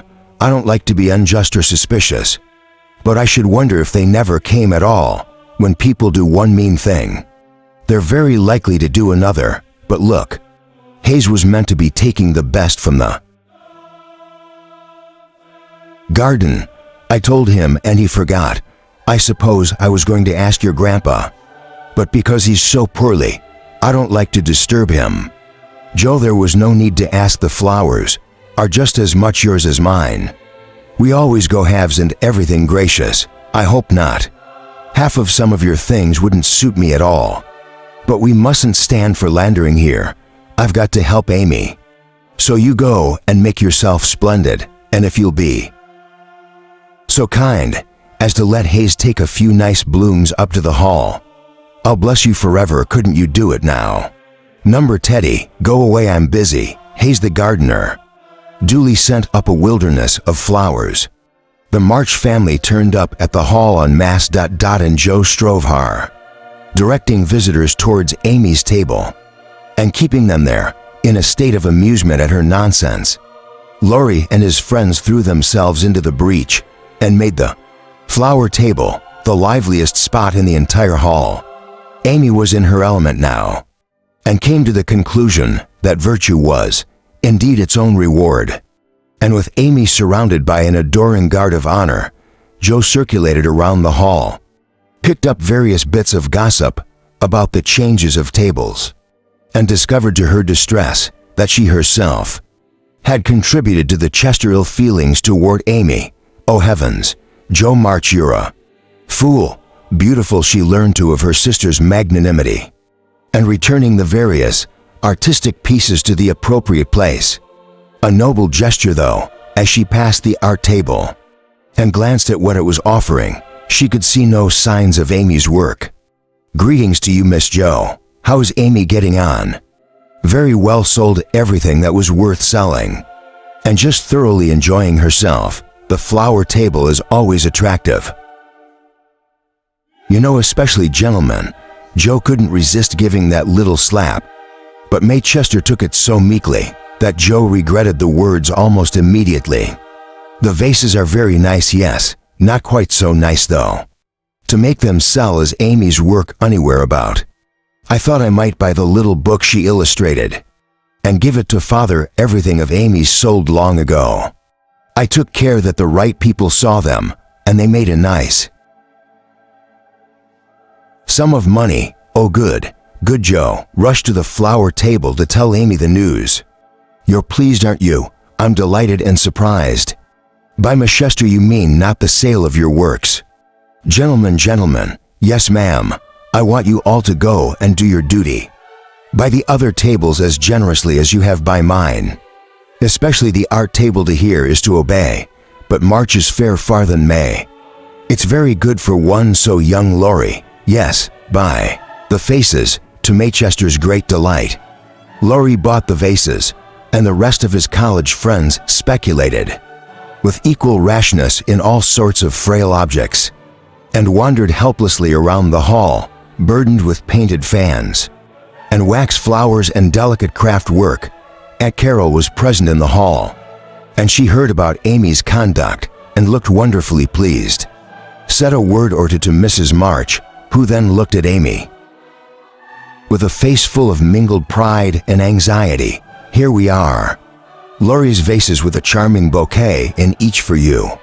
Amy, oh, thank you, our reward for merit. Laurie says good for him. Altogether I think the enterprise has been a success. It was pleasant to me. Said good night very nicely and gave you a kiss. So I hear I must tell you, dearest Amy, you have a deal more principle and generosity and nobleness of character than I gave you credit for. You behaved so sweetly, and I respect you for it. We all do. We respect you and we love you. Of course it must have been dreadfully hard, but you were so ready to forgive and forget. Girls, I only did as I would be done by. I want to be above all the petty meanness and follies and faults that blight so many women, a true gentlewoman in mind and manners. Like mother, I'm far from it now, of course, but I'm doing my best. I confess, Amy, I didn't understand what you were aiming for, but I do now, and I'll never laugh at you again. You're getting on faster than you think, and I'll take lessons from you in true politeness. You've learned the secret, I think. Keep on. Sister dear, you'll get your reward someday. And no one will be more delighted than me. A week later Amy did indeed receive her reward, and poor Joe found it hard to be delighted. A letter came for Mrs. March. Who is it from, mother? It's from Aunt Carol. Oh yes, she says she's going abroad, and she wants me to go with her. No dear, not you, Amy. Mother, he's too young, and besides, it's my turn first. I wanted it for so long, and it would do me so much good. It would be splendid. I must go. Impossible, I'm afraid. And Carol says it's Amy says so quite decidedly. It's not for us to dictate how she grant a favor, but mother, it's always this way. Amy has all the fun, and I have all the work. It isn't fair, it isn't fair. It's partly your own fault, dear. When Aunt Carol spoke to me the other day, she expressed some regret about your blunt manners, and rather to independent spirit. She considered Amy to be more docile, a girl who will, gratefully receive any help that the trip will give her and will make a good companion for Flo. Oh, why didn't I keep quiet? Why can't I learn to do it? I wish you could have gone. But there's no hope of it this time. Try and bear it cheerfully, Joe. And don't sadden your sister's pleasure with reproaches and regrets. I'll try. I'll take a leaf out of Amy's book. I'll aim not just to seem glad, but to be so, and not to begrudge her a minute of happiness. But it won't be easy when Beth heard the news. She put her arms around Joe and confessed to being so selfish that she was glad Joe wasn't going. Quite yet she couldn't spare her, and Joe was comforted a little, though she still wanted to box her own ears. By the time that Amy came in and was given the tidings of great joy, Joe was able to take part in the general jubilation, and Amy herself went about in a solemn sort of rapture, and began to sort her paints and pack her pencils that evening, leaving such trifles as clothes, money, and passports to those less absorbed in artistic visions. It isn't a mere pleasure trip. It will decide my career if I have any genius. I'll find it out in Rome, and I'll do something to prove it. Suppose you have any genius, then I'll teach drawing for a living. But I hope I don't have to. You won't teach you hate hard work. You'll marry a rich man, and you'll sit in the lap of luxury all your days. Your predictions, Joe, have sometimes come to pass, and should I be lacking in genius, a rich man will be a necessity if I've no genuine talent myself. I'd like to help those that do. Well, since you wish it, Amy, you'll have it. Your wishes are always granted. Mine never are. Would you like to go abroad? I certainly would. In a year or two, I'll send for you, and we'll dig in the Roman Forum for relics. Thank you. I looked forward to that. There wasn't much time for preparation, and the house was soon in ferment. Joe bore up very well, but after Amy's departure from the house, she retired to the garret, her place of refuge, and sobbed until she had no more tears to cry. Amy managed stoutly enough until the gangway was about to be withdrawn, and Laurie, who had lingered longest, was attempting a final farewell. She was confronted with the sudden thought that a whole ocean was soon to roll between herself and those who loved her best, and she clung to Laurie. Take care of them for me. I will. My dear, I will. If anything happens, I'll come straight away and comfort you. So Amy sailed away to find the old world, which is always new and beautiful to young eyes. She waved her hand, and Laurie watched from the shore until he could see nothing but the summer sunshine dazzling on the sea. Chapter 31. Our Foreign Correspondent, London. Dearest people, here I sit at a front window of the Bath Hotel, Piccadilly. It's not a fashionable place, but Uncle was here years ago and won't stay anywhere else. Oh, I can't begin to tell you how I enjoy it all. At the start of the voyage, I felt pretty miserable, but after Halifax, I got on delightfully. Such splendid air and waves. It was almost as exciting as riding a fast horse. I was seldom ill, unlike Anne too, and Flo, and everyone was very kind to me. Especially the officers. Don't laugh, Joe. Gentlemen really are necessary aboard ship. To hold on to or to wait upon one, they have nothing to do so by being useful. They're receiving a great favor, because otherwise they'd smoke themselves to death. We only stopped at Liverpool a few hours. It's a dirty, noisy place, and I was glad to leave it. The train journey to London was like traveling through a long picture gallery full of lovely landscapes, farmhouses with thatched roofs, stout women with rosy children at the doors, cattle knee-deep in clover. Such perfect colors everywhere. Flo and I kept bouncing from one side of the compartment to the other, trying to see everything, while we were whisked along at 60 miles an hour, and went to sleep, and Uncle read his guidebook and refused to be astonished at anything. What's that great place there? Look among the trees. Oh, that must be Kenilworth Castle. How sweet. We'll go there sometime. Won't we, Papa? No, my dear. Not unless you want a beer. It's a brewery, not a castle. Soon after. Bless me a gallows and a man going up it. Where? There look Flo. Yes, Papa. It's a colliery where coal comes from. This calmed us down somewhat. And Flo turned to the flirtations of Captain Cavendish for her amusement, and I had the scenery all to myself. For the rest of the journey, of course it rained when we got to London, and there was nothing to be seen but fog and umbrellas. For the fun of it, Flo and I ordered a hansom cab. But the man drove so fast that Flo was frightened. Amy tell him to stop, but he was up outside behind somewhere. And I couldn't get at him. Tell him to stop, I shouted stop. But he didn't hear me, nor did he see me flat my parasol. But at last, I saw a little door in the roof, and I poked it open. A red eye appeared. What is it, ma'am? You're going too fast, yes. Much slower, please. All right, ma'am. Steady there. The pace then became funereal. A little faster, please. I am, yeah. And off dashed the horse helter-skelter as before. Today the weather was fair, and we went to Hyde Park. Such sights, fat dowagers in their red and yellow coaches, with powdered coachmen and footmen in velvet coats and silk stockings, dandies in strange English hats, and tall soldiers in short red jackets and caps stuck on the side of their heads. The horses on Rotten Row were splendid, but the women trotted solemnly up and down, and I longed to show them a tearing American gallop, Westminster Abbey in the afternoon. Don't expect me to describe it, impossible. It was sublime. And then at tea, who do you think came in? Laurie's English friends, Fred and Frank Vaughan.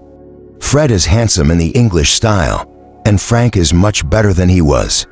Uses no crutches and limps only slightly. This isn't an outrageous coincidence. I take it no, we were born well in advance by Laurie. Who else? Camp Lawrence. That was such fun, do you remember? Oh yes.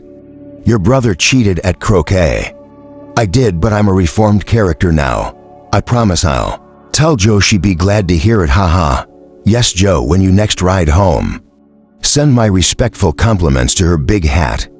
Now tell us what you've seen in London thus far, Frank, and I will take you to see the rest. Paris, dear curls, with the help of Fred and Frank.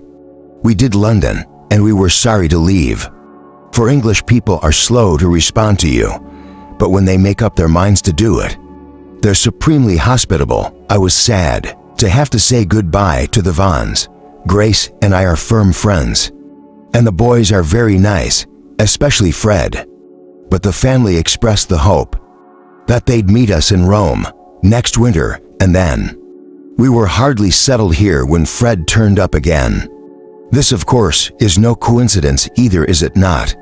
I'm going to Switzerland, and I thought that, since your little party is staying in Paris, that I'd stop off and join you.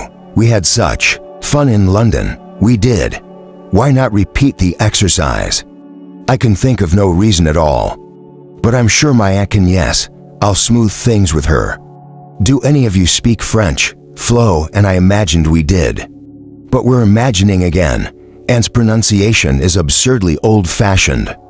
And Uncle doesn't know 10 words yet. He shouts in English at everyone. You, I suppose, a parlez-vous like a native? Not quite, but rest assured I'll make myself Andy. Small sack, such delightful times we've had. The Palais Royal is heavenly, and the blood balloon and Champs-Élysées are toy. Magnifique. I've seen Charlemagne's sword, Marie Antoinette's little shoe, and Napoleon's cocked hat and toothbrush. I've seen Nap III in person several times.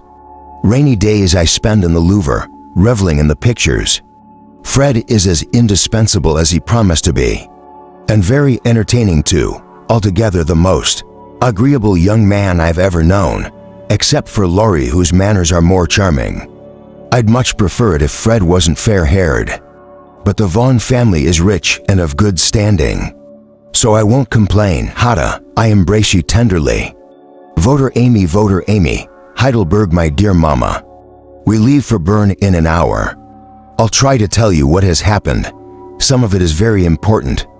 I enjoyed the sail of the Rhine with all my might at Koblenz we had a lovely time. Some students from Bonn, with whom Fred got acquainted on the boat, gave us a serenade beneath our windows. So romantic, the river, the moonlight. The singing, we drew some flowers down to the serenaders, and we saw them scramble to pick them up, and they kissed their hands to us. And when Fred appeared the following morning, he seemed very sentimental. Look, the flower you threw to me rather crumpled now. I've kept it near me all night. I didn't throw it, I'm sure you did. You're wrong, Flo threw it, I saw her. In that case, he tossed the flower overboard and turned sensible again. But I was beginning to feel that I'd have trouble with him.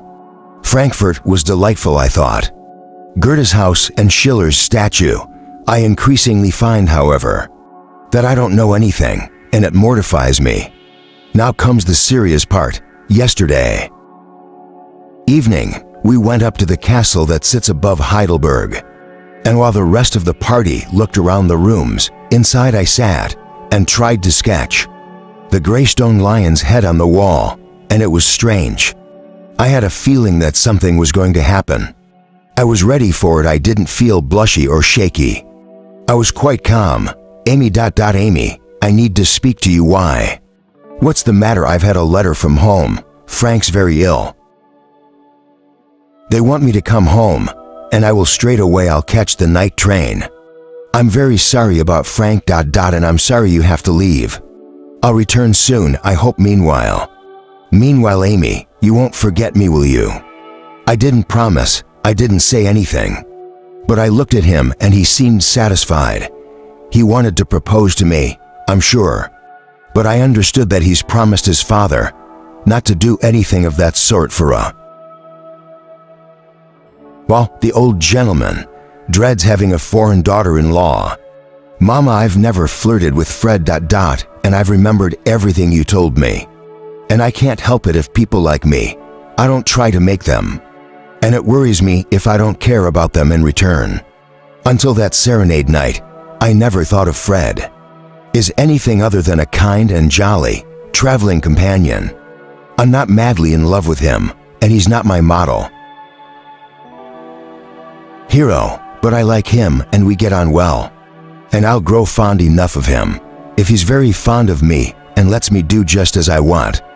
He's handsome despite the fair hair, and he's young and reasonably clever, and he's extremely rich, or will be much richer than the Lawrences. The house in London is full of solid luxury, such as English people believe in, and there's a country place, lovely grounds, fine horses, and so on. Everything I could possibly ask for. You'll shake your head, Mama, and the girls will say, oh, the mercenary little wretch, but I hate poverty, and I don't intend to bear it a minute longer than I can help. One of us must marry well. Meg didn't, Joe won't. Beth can't yet, so I shall. And I'll make everything cozy all round. I'll meet Fred again in Rome, and if he asks me to marry him, I'll say yes, thank you, provided I haven't changed my mind. Chapter 30. To tender troubles. I'm anxious about Betho. I thought she's been unusually well recently, since the babies came. In fact, no, it's not her health that troubles me more, her spirits. I'm sure there's something on her mind now and then. I see a look in her face that I don't understand. She sits alone a great deal, doesn't talk to her father as much as she used to. I found her crying over the babies the other day, and when she sings, the songs are always sad. Have you asked her about it? No, I've tried, Joe, once or twice, but she either evades my questions or looks so distressed that I've stopped. I never force my children's confidence, and I don't usually wait very long to get it. I think she's growing up.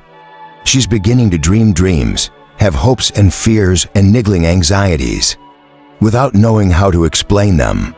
She's 18, Mama, and we haven't realized it. We treat her like a child, but she's a woman, so she is. How fast you girls grow up. Can't be helped, Marmen. So you must resign yourself to all sorts of worries, and let your birds hop out of the nest one by one. If it's any comfort to you, I'll never hop very far, I promise. It is a comfort, Joe, a great comfort. Now that Meg's gone, I always feel strong when you're with me here at home. Beth's too feeble to depend on. And Amy when she's here too young, but when help's required you're always ready. I don't mind hard work much, you know that. Then there must always be one scrub in a family. Amy's splendid in fine artistic achievement. And I'm in my element, when all the carpets have to be taken up, or half of us fall ill at the same time. Amy's distinguishing herself abroad. But if anything needs fixing at home, I'm your man. Well then, Joe, I leave Beth in your capable hands. She has a tender little heart, and she opened up to her, Joe. Sooner than to anyone else. You'll be very kind, I know. And you won't let her think that anyone's watching her, or talks about her. If only she could get quite strong and cheerful again. It's all I crave. You're a happy woman then. There's heaps of things that I long for. My dear, what are they? I'll settle Beth's troubles, and then I'll tell you mine. They're not very wearing, they'll keep. One Saturday afternoon, Joe and Beth were alone together. And Joe, while affecting to be preoccupied with her writing, had a surreptitious eye on her sister, who seemed unusually quiet. Beth was sitting by the window. Her head was leaning on her hand in a dejected attitude, while her gaze rested on the dull autumnal landscape. Now those feet sound like Laurie's, yes, so does that whistle, yes, all's well, see you soon. Such a dear boy, yes. Beth sat up and smiled, looked at the passerby, so strong and healthy and happy he looks. The bright color faded from Beth's face. As quickly as it had come, the smile vanished. A tear lay shining on the window ledge. Beth wiped the tear and glanced apprehensively at her sister. But Joe was scribbling away at a tremendous rate. Beth turned and Joe looked at her again, saw Beth's hand go quietly to her eyes once or twice, and she read a tender sorrow there that made her own eyes fill. Beth loves Laurie, that's what it is, mercy on me.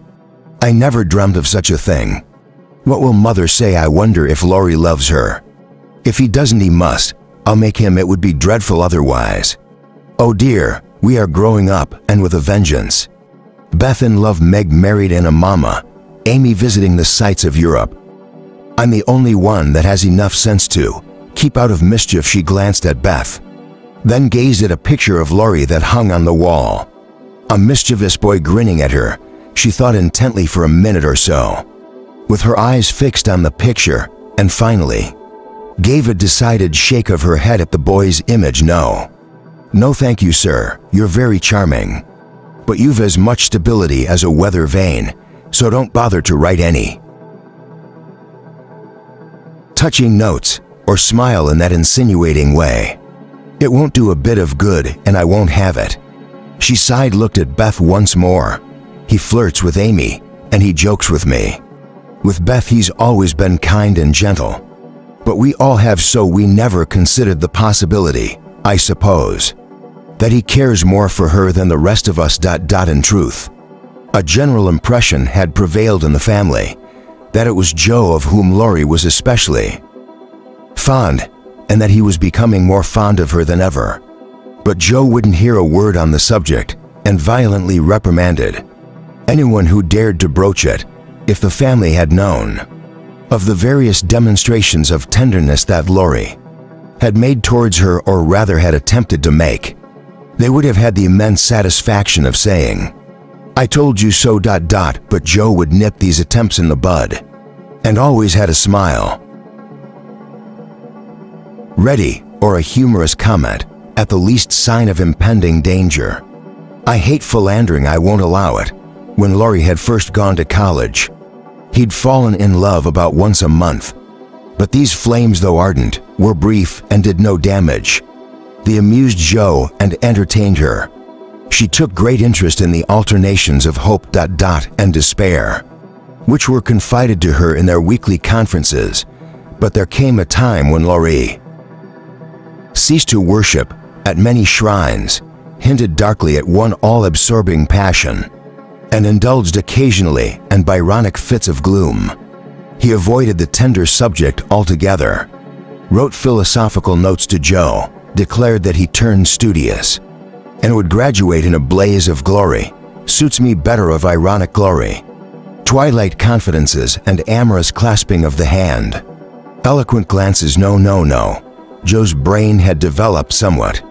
Earlier than her heart, imaginary heroes were preferable to real ones. When I'm tired of them, I can stop writing about them. Shut them away. Real heroes, if they exist, they'd be far less manageable. In fulfillment of his promise, Laurie dropped by later in the day, and Joe studied him as if she'd never done before.